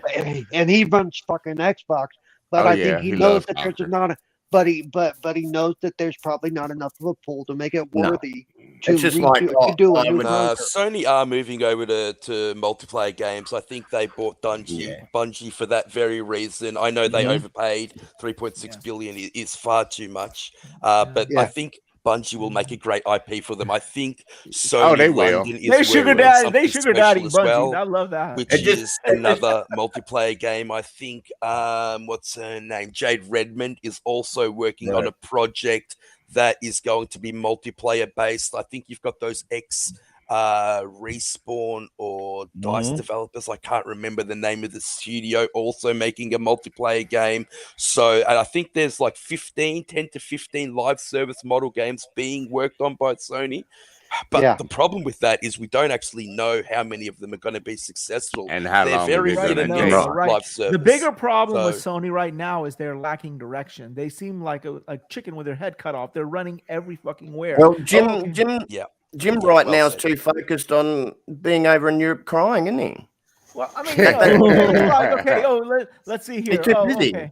Okay, we need multiplayer games. Okay, let's buy Bungie. Okay, it's a shit deal. Okay, we could put on Twitter that we bought Bungie. Okay, fuck it, do that. Then they got For the these 10 live moment- servers. They Yeah, don't for the know what they moment, wanna do. Jim's like lost a bit of direction, I think. But you're hearing it here first. There will come a day where my main man over there, Herman Munster, as I like to call him, will take over. Yeah.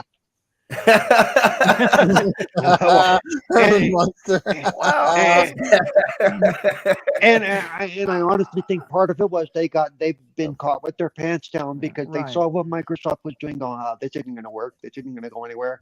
And now they're the ones behind the 8 ball. Right. And Yeah. now they're like shit because they got cocky and probably thought they didn't need the change. That the same old was going to work. See, Layden Yeah. had a Yeah. direction. Layden had a They're direction. still for the riding game.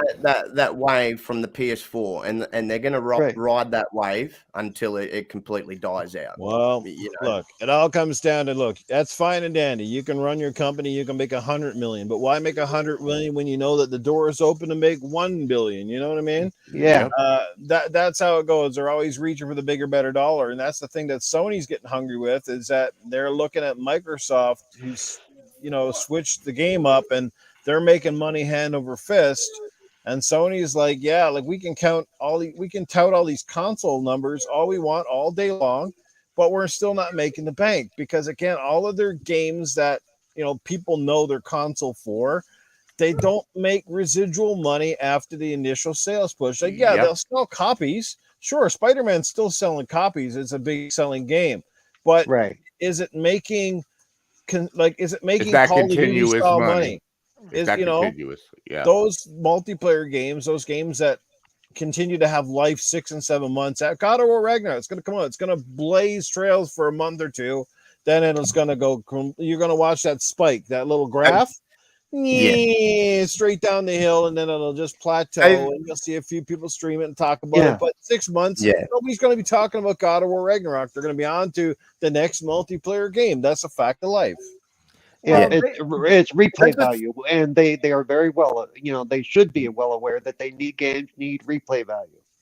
That's why I'm glad that they're at least trying their hand at these games as a service and that, because otherwise, they kind of cornered themselves into one area, of genre. Really, they do have replay value. They remaster it.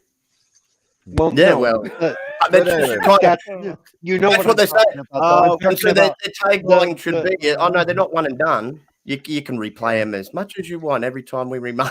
Well, it's like, okay. I mean, to be honest with you, some of their IP sort of lend themselves to multiplayer. I would love to play a Monster Hunter type game in the Horizon universe. I think that would be cool. Factions is being made as a game. I think a lot of people want that. I think it was a lot of the reason why people were upset with the remake, that it was taken out of it. So I agree. I think even Horizon, something like that, I think would play incredibly well in multiplayer. What Dreadful said right there, that sums it all up. What Dreadful said is pretty much it. Me and K Mega said that Days Gone would have been a great co-op game. Mm-hmm. It would have been, and it probably would have sold way more. I actually think if they wanted to, they could add multiplayer to God of War. Just call it Battle of the Gods. Yeah. All the Greek gods having a big battle royal. Now Sony don't listen to customers. But here's the biggest insult to all of it. They released Last of Us in the prior console generation. They released Factions, well received. Last of Us 2 comes out. Everyone's still waiting for fucking Factions. Yeah. That game I know. Like what the hell? What happened to that? Yeah, no doubt, right?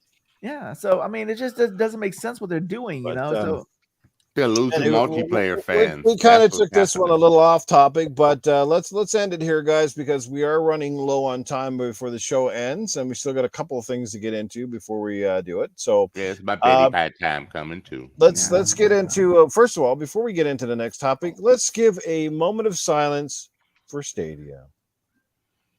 And there I have a little song. Here you go. Want to hear it? Stadia is no more, and it failed because Google shoved it out the door. All right, there you go. I will end my singing before the podcast is canceled. So there you go, guys. So Stadia, obviously, look, we all get it. The tech behind it, fabulous little controller. There was definitely. He hasn't done one today, dude. He gets at least one, I guess.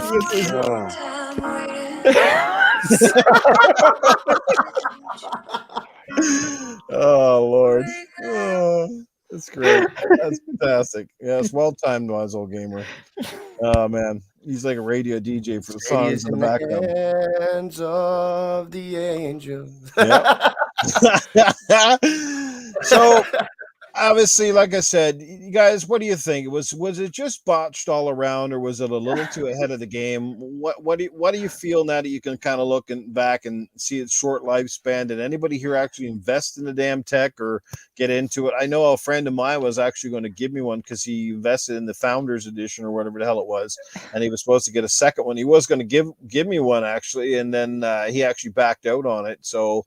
I'm gonna say this real quick, and I'm gonna back off and go ahead, man. My sleep on. You people got played. I feel sorry for you. You fell for the okie doke, and you're just gonna have to take your tears and put them in a bucket and move on. That's it. Here's the thing. Did you say okie doke or rope-a-dope? Rope-a-dope, okie doke, same thing. Well, okay, but don't drop the soap. But here's the thing: Google is giving them back all the money that they've invested Okay. crazy. Not all of them, because some of them Yeah. didn't buy it right out from Google. Some of them have bought it from third party. Well, people. that's their problem. I'm saying, but Google is, but so Google is actually not keeping. They're Yeah. basically returning the entire investment. So I mean, that to me that's interesting, but Yeah. but at the same time, I think a lot of it was just because Google got in over their head. They didn't realize how much work it was going to actually take to do what they were trying to do. They thought they could step in and do like Microsoft has been doing, but Microsoft's been doing it for 20 years. That's and also, as I keep saying about cloud gaming, it works for a lot of people, but it's not ready for prime time. Right. It works for me. I love it. But aren't you astonished? No, but you live in a city and you have good internet. Yeah, I do. I For a got good company Wi-Fi. that I got good owns Google data plan. Yeah. For a company that owns YouTube, are you not shocked that we never saw Stadia basically lambasted everywhere? Because in my time on YouTube, I was like, where is the advertising? I thought I'd see a Stadia ad at every podcast I was on. And if I was Google, I would have had it literally advertised and on every single podcast. And every time I started up Google Chrome, it should have been throwing shit in my face, man. Shit, but Google has killed so many things that I think Netflix is doing a mini documentary on them. Don't feel sorry. Google has a habit of not supporting their own IP, their own things. I don't understand. Yeah, and look, I mean, as much as Stadia didn't have a very good model in terms of how they sold their games, you had to buy the games outright, and you also had to pay that monthly fee, which is in stark contrast to the way Game Pass does it. The tech was actually fantastic and superseded anything out there. It was better than Luna, and it was better than xCloud, and so disappointing that it's gone. Hey, real quick, don't feel sorry for Google, because they have a whole bunch of new cloud servers now, and they're not going to lose any money from doing this. So don't feel sorry for them. Well, I can tell you where it went wrong right off the get-go. They hired Phil Harrison, and Phil Harrison's track record is notoriously terrible. It's not good. How do you hire a guy who's every time he's got with a company, basically everything failed? Like that should have been strike number one. I just think they didn't even try, and then like when you hear, I think that's part of it too. Is they have a history of thinking something's great, they go in and then they go, not good enough, because who remembers Google Glass, which was a great idea, by the way.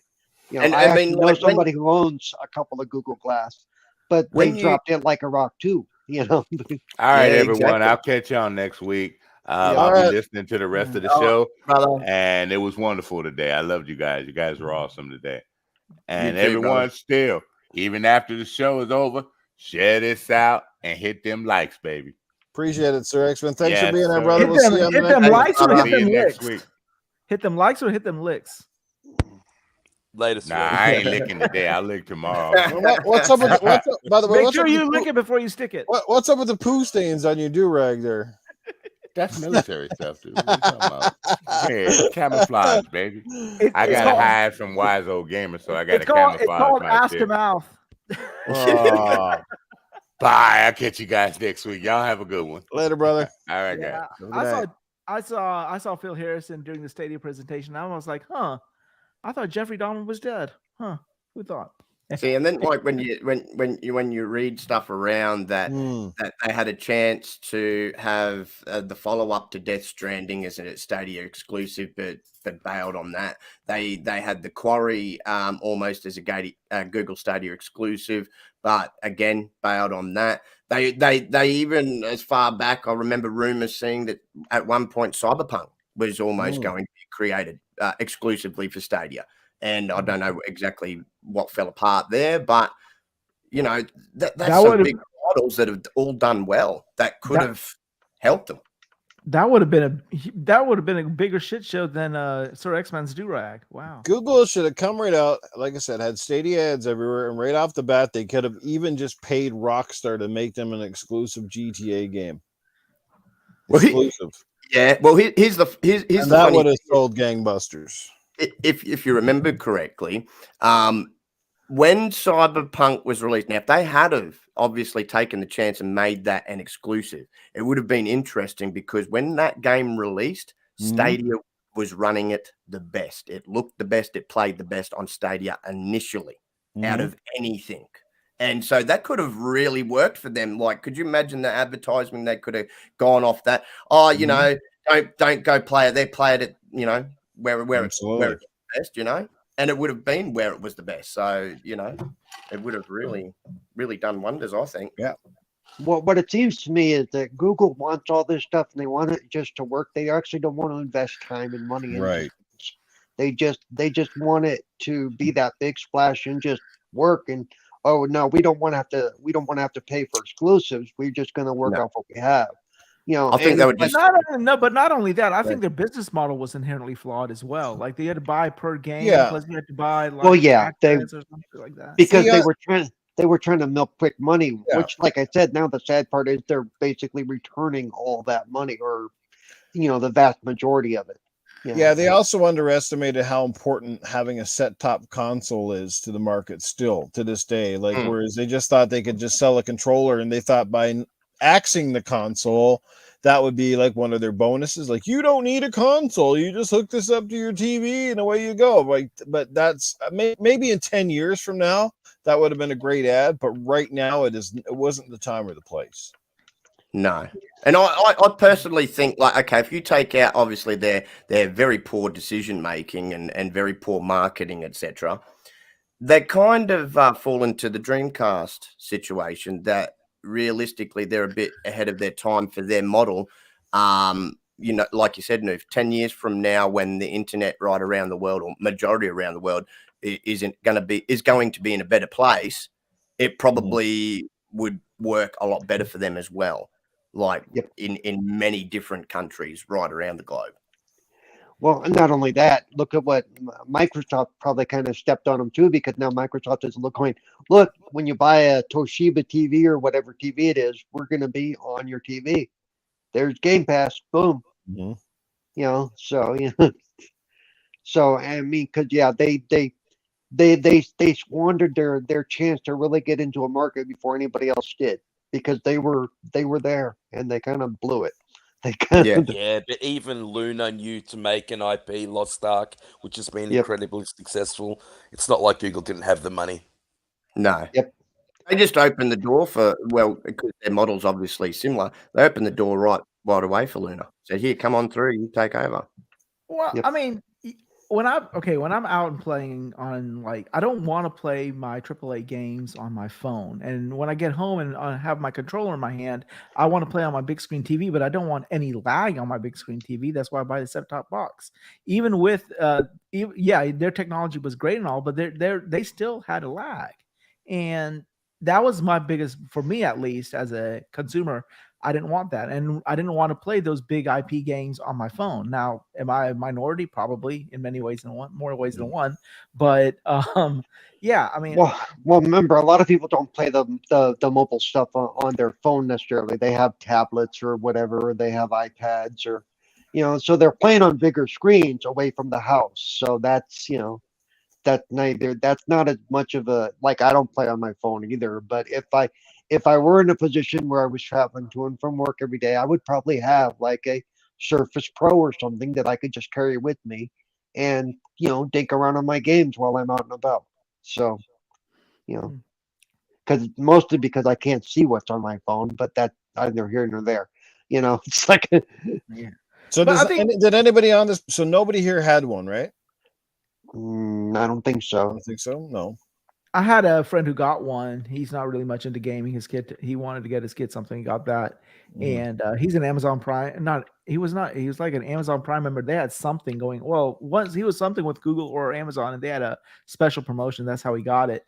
And I was there. That was probably Luna. That wouldn't. No, it wasn't Luna. It wasn't Luna. It was Stadia. It was some sort of promotion Amazon had with them or something. That's the only reason he got it. And that's where I played. This was a couple of years ago, and it wasn't that enjoyable. I have to say that it wasn't that enjoyable for me, at least. So no, because they never really had any big games on Stadia. They really didn't. I mean, I think Wilmy put his away really pretty early on. He was like, nope. You come out of the gate and your best games were games that we'd already played months before on Xbox or PlayStation or Switch. So right off the bat, how do you get excited How do you get people excited for a new product? Like, the bottom line is they would have been better off if they just had waited another year or so and secured more licenses. Like, they're blaming Microsoft for their demise because you bought Bethesda. That's horseshit. Obviously, we can all see through that. That's horseshit. Look, they just weren't ready. Paul, you summed it up.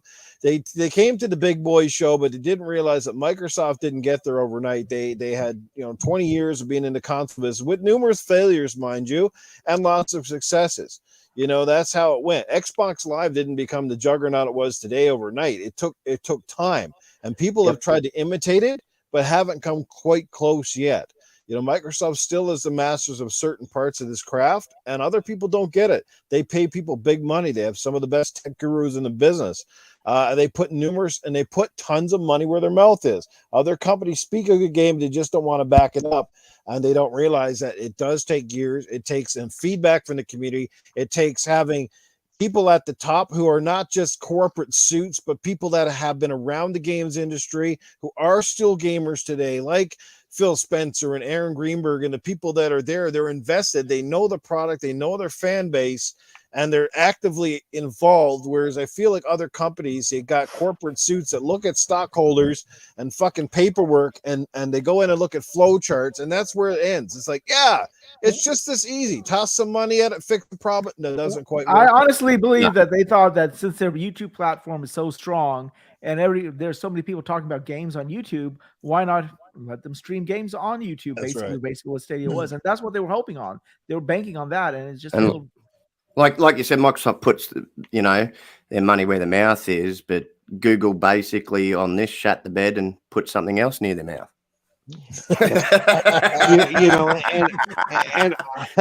And I've been saying for when I was on Good Morning Xbox, I always pointed out that like you said, Game Pass and cloud gaming didn't come overnight. They've been building on that since they launched the Xbox Arcade way back and Xbox Live. That this is all rooted back to that. And that's over 20 years ago. Thousands of hours and test, and product testing and all that sort of stuff, right? Yep. Yeah. Well, And It's going, like okay, we've done this. Now let's do this. Let's expand on this. Let's change this. Oh, sweet. You make a it's pretty like they were interesting... all. You make a pretty interesting point. If you put a wig on Phil Harrison, he does look kind of like Amber Heard. So it's like they're having the foresight to invest in technologies that were up and coming, like the Azure servers, right? Yep. This is the thing, having the foresight to do that. No other company did. It wasn't just because Microsoft could afford it, but Microsoft obviously decided to take a left turn when everybody was going right and said, we're going to invest in this kind of future because this is where gaming is most likely going to go. We want to be ahead of the curve and not behind the curve. And guess where the other competition tends to be right now? Behind the curve. And where a lot of people just look at the acquisition of the gaming side. I even on Good Morning Xbox, I think Noob was still there when they did some, and I pointed out that they've also been doing a lot of acquisitions on the not gaming side for hardware, for software that was gonna feed into everything they're doing, because it's over there. It's one back. They scratch each other's back basically. The technology they got for gaming also works for computing and vice versa. They bought Dragon Naturally Speaking. There's your text to speech and the other way around as well. So I mean, they've been doing a lot of investing outside of what we would normally consider gaming, but in doing that, they've been making their technology way, way better. And they're way ahead of the game. They're not they're not following the leader. They are the leader. Well, that's why you also see Sony running scared, because they see wow, we're way behind. Well, Sony had a lot of these same chances to do it. They just chose not to. That's not just Sony. That's also some of these other companies. I think they just sat in a boardroom over at Google and seen what Microsoft did and said, oh yeah, we could do that too, and just threw shit at the wall and see what stuck. Oh, Google Stadia was a great idea. Oh, we'll put it out there and hope to Christ it just does it. It's the same with Luna though, because Amazon has the backbone to do what they need to do. They just don't want to put the money into it. They don't want to take somebody really needs to make a little tiny controller casket and then put the Stadia thing in it and do a video YouTube where they bury it in the backyard. That'd be hilarious.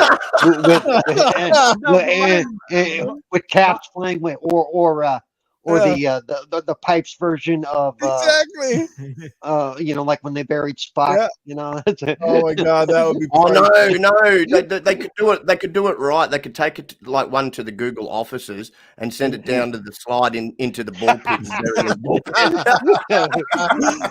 Oh shit. The most revealing thing about this entire topic was Spooky's infatuation with shit in the bed, shit on the wall. I mean, is that why you like? Is that why you live down under? I mean, I don't know. What gives?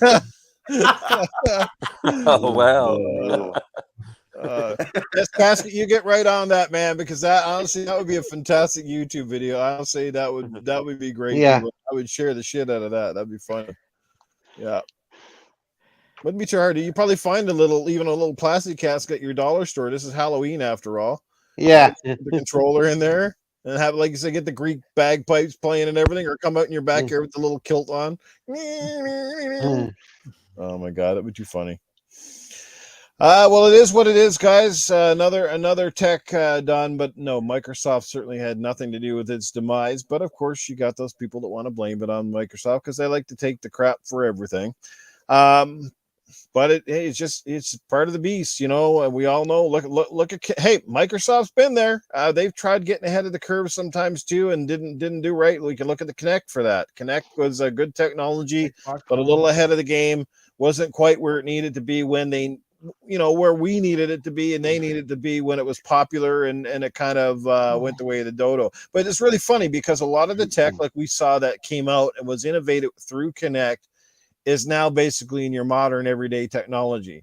How many people are talking to their what do you call their Alexas and their little things at home now, and they're telling it, hey, what's the weather today? Hey, start this and start that. Like, these people just all copied pretty much stuff that Microsoft did.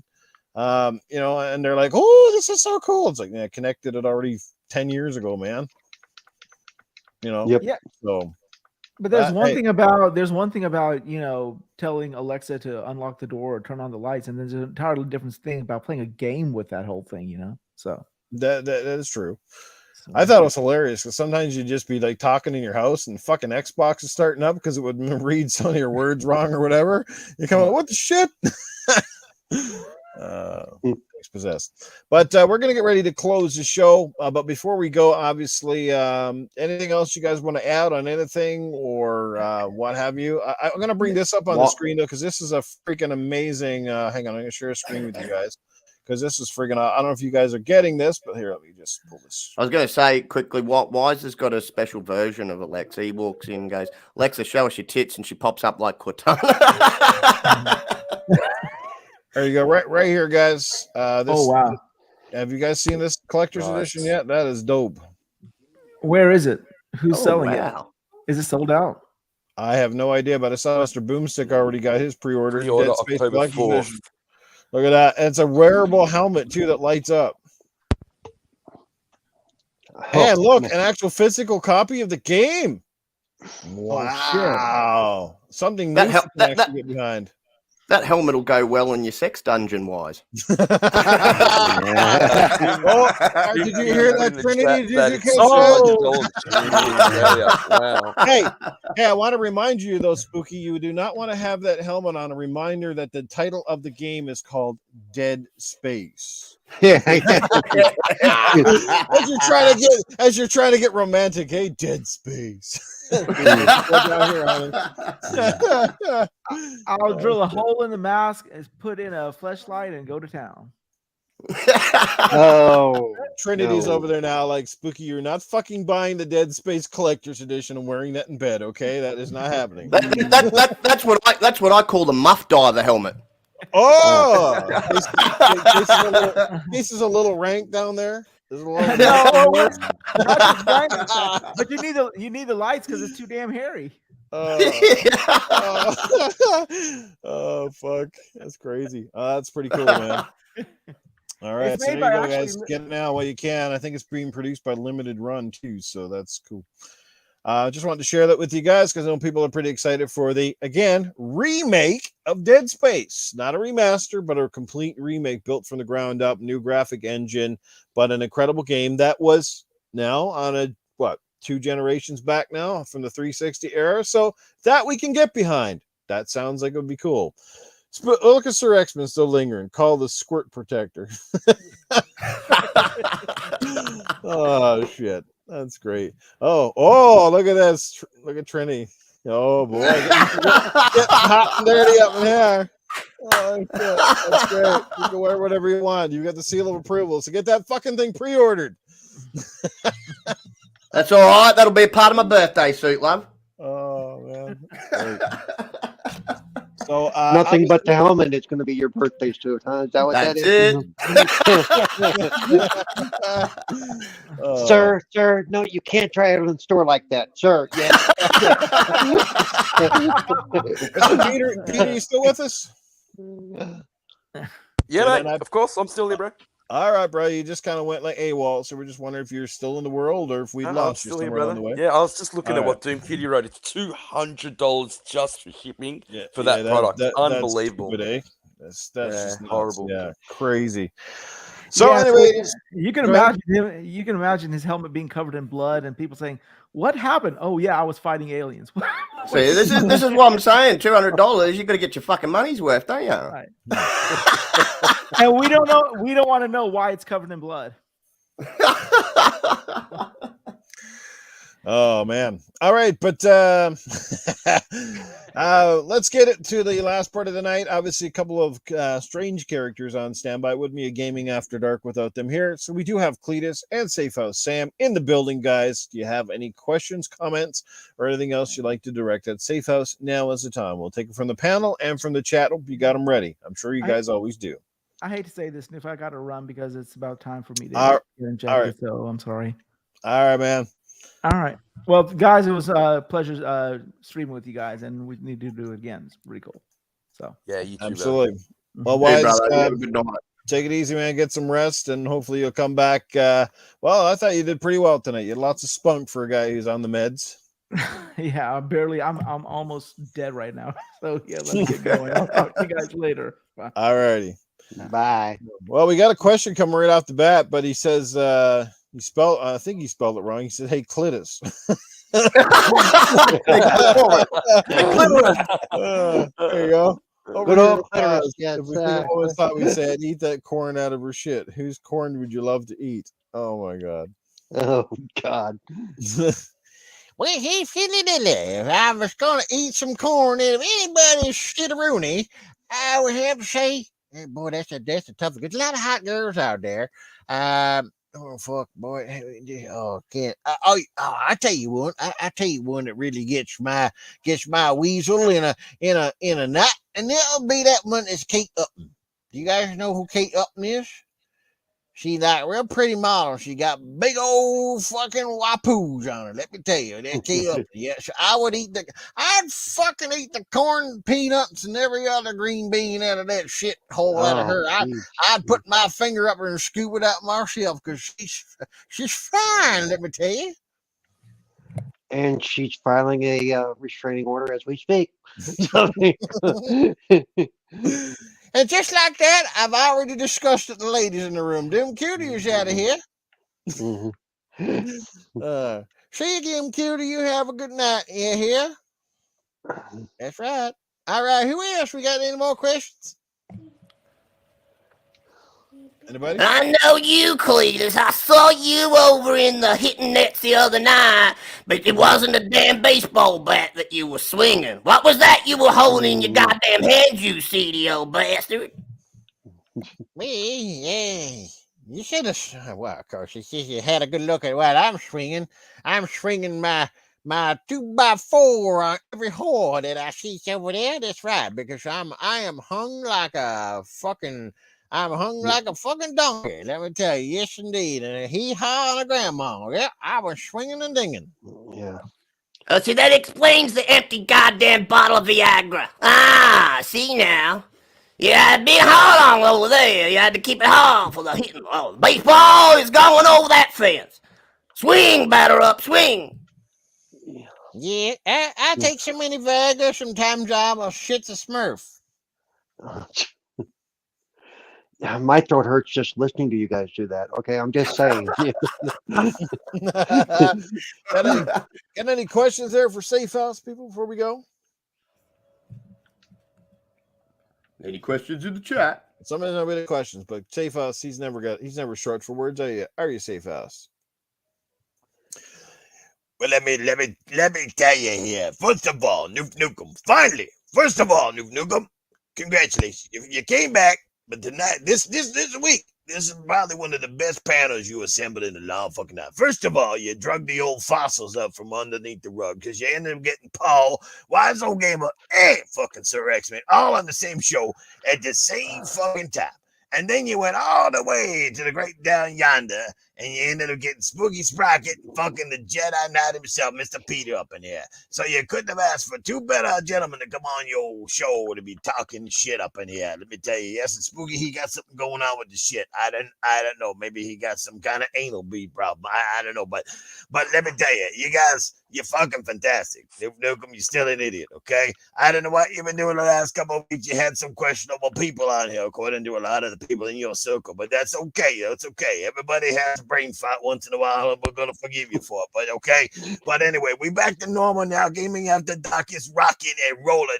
You got Mr. Cockass himself. Yes, oh, see, Sam is up in the building, and let me tell you, I don't know, fucking remasters. You know, honest to God, I wish people could remaster fucking more relationships, because I'd like to go back and remaster or remake some of them fucking shit ass girls that I used to be dating, man. Honest to God, some of them could use like a fucking 4K resolution on that fucking twat spot down there. Maybe a little bit of soul spray, because let me tell you, it smells like whole spray sometimes. But anyway, I've eaten it all, I've smelt it all, and I'm here to grab it all, baby. Let's go. The doctor. Why does it strike me that Safe House Sam probably bathed in Axe body spray? I mean, you know. I fucking invented the company, man. I just can't. I stole it before I got famous on it. Okay, that's the problem. I stole it before I got famous, but I invented it. You know. The doctor says, "Safe House, are you going to buy Horizon Zero Dawn?"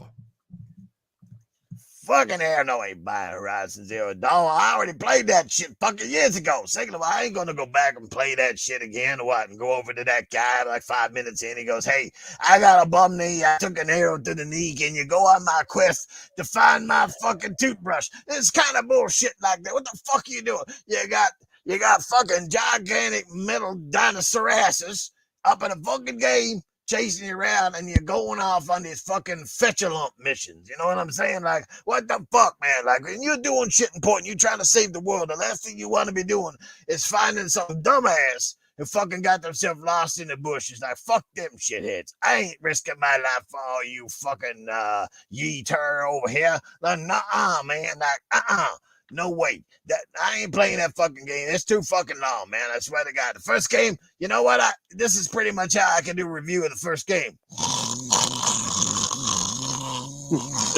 That's about right. Because honest God, after about an hour, I was just like, yeah, I'm done with this shit. Fucking travel over here, travel over there, throw a rock over here, go save somebody who got arrows in the knees, all that fucking shit, man. Like, what the fuck? Nuh-uh. Give me something real to play, baby. Let's go.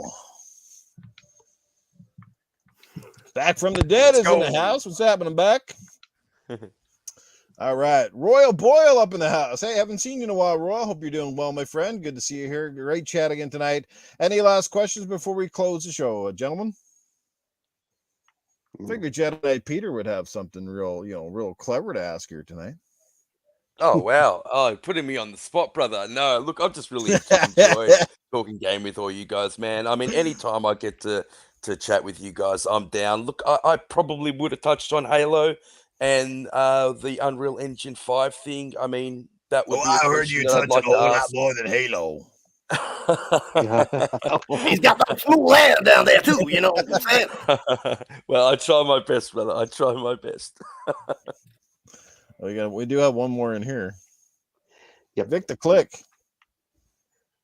Oh yeah. He lifted that skirt up. He seen what the color that was. What flavor is Smurfette Squirt?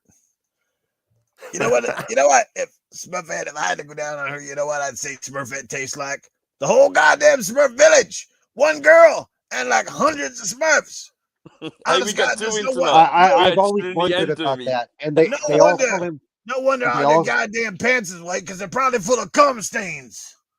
That's I why they thought all she white. smelled like blueberry pie.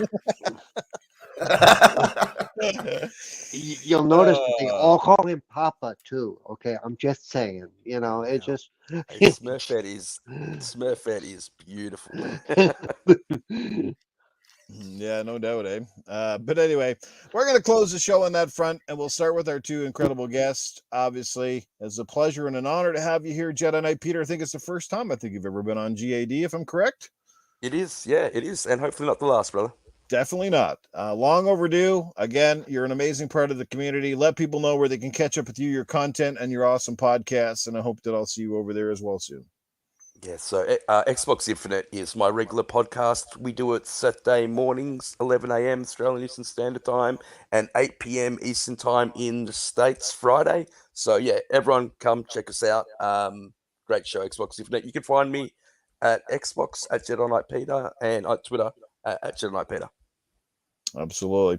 And shout out to the Infinite crew up in here tonight. Good to see him there, especially Doom Cutie. Doom Cutie hangs around until the language gets volatile.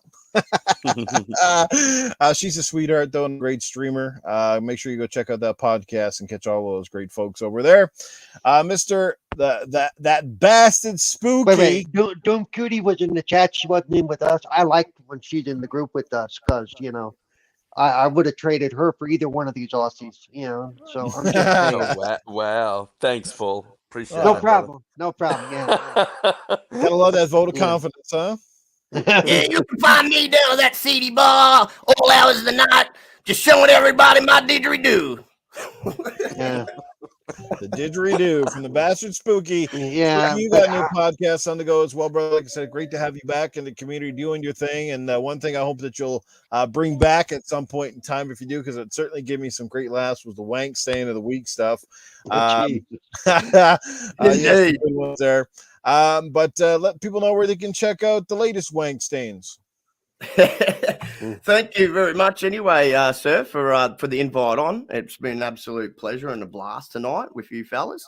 As always. Great laughs. And of course you can find me at SpookyTBG on the Twitters there. And you can catch myself, Charlie Hustle, Animated Evil, and that old bastard who shits his pants, Bushido, tomorrow night, 8 p.m. Eastern. The Backlog Bastards here on YouTube's. And, The backdoor bastards. Yep, here they go. or as Bushido likes to call them, Bushido's big booty bitches. But but yeah, you catch us in our comedy and antics tomorrow night as we get into some awesome topics for the week. So thank you again for having me. It's a pleasure to have you here, and can't wait to have you back here in the near future. And last but not least, our panel member, Mr. Cerebral Paul. What is happening with you, my brother? Let people know where they Because can I'm the find only you one that's next. left, I think. Yeah. You're the only one left from the panel. Yeah, the other old Yeah. folks went to bed already. Yeah, they all went to bed early, you know, that's how that goes. Yeah. So you can find me on Twitter, Cerebral Paul 1, Twitch and YouTube. I have a channel, Cerebral Paul, and I have been streaming more on there, and I plan on streaming more this month, doing a bunch of mostly scary games when I stream, because I do want to go through Chernobyl Light this month, as well as Plague's Tale, which we've talked about earlier, and the other one that's coming out as well. Well, you were born in Chernobyl right after the nuclear fallout, weren't you? Yeah. That's right. I'm a nuclear baby. That's right. You know, and so yeah, I'm going to be doing that. And then of course I'm also an Xbox ambassador. I'm a stream host on their channel, the Xbox Ambassadors on Twitch. And this last week we gave away I gave away a Captain America Winter Soldier controller to Infinite. So I was glad, and I actually had over 100 people in that chat with me. So if you can't join me, because I like streaming more when there's people in the chat. I have a lot of fun. I mean, if you go back and watch last week's stream, the show is called Gaming Differently with Cerebral Paul, where I talk about accessibility. But if you listen to it, you can tell I have a lot of fun, and that's what I want to be able to do on my own channel as well. just have fun streaming and playing games, and sometimes doing really good, sometimes doing really bad. So it's just the way it is. Yeah. So, Please but do yeah, like, so if you grab in all the spaces, please. That would be cool. there you Yeah. go. If you're not following me yet, please do so. Follow me on social media. Stay up to date. Like I said, it's a great ambassador for the Xbox brand and gaming in general. It's gaming differently with Cerebral Paul. It's always a pleasure to have him here, and obviously to have him as a panel member on Gaming After Dark. Speaking of podcasts, guys, yes, you can find me here each and every Tuesday night with these amazing cast of characters and our phenomenal guests, hence the Gaming After Dark with Nuke Nukem and Friends. But you will also find me again coming up very soon. If you missed my little thing, I decided to do a little video to announce my return to Good Morning Xbox. I've had people ask me when my estimated date of return would be for the last couple of weeks, and I said I was going back, and now I've nailed it down. So coming up on November the 6th, I'll be taking the podcast back over to my channel. And again, I can't thank Axel and the incredible panel enough for their amazing work with the show in the last few months during my absence. I've got the unanimous vote. It was fine to basically bring it back on my channel, but if they want to guest host it on theirs too, that is totally fine by me. I have no objections, but I'm looking forward to getting back on that on Sunday mornings. So November the 6th is when I will return officially, and we'll get the ball rolling over there. So it's going to be a lot of fun, and we'll see how it goes. And we do have one more super chat before they close the show. Got to give acknowledgement to Mr. Vic the Click. He drops $5. He has got the laughy, smiley emojis. Amazing episode, guys. Well, thank you, Vic the Click, and thank you to all the chat. You guys are absolutely dynamite. Can't state that enough. Thank you all so much from the bottom of our hearts. You guys make this fun show to be a part of. So thank you all so much. We'll see you guys next time around. Until then, you guys keep gaming, keep having fun, and we'll see you on Gaming After Dark next week. Later, everyone.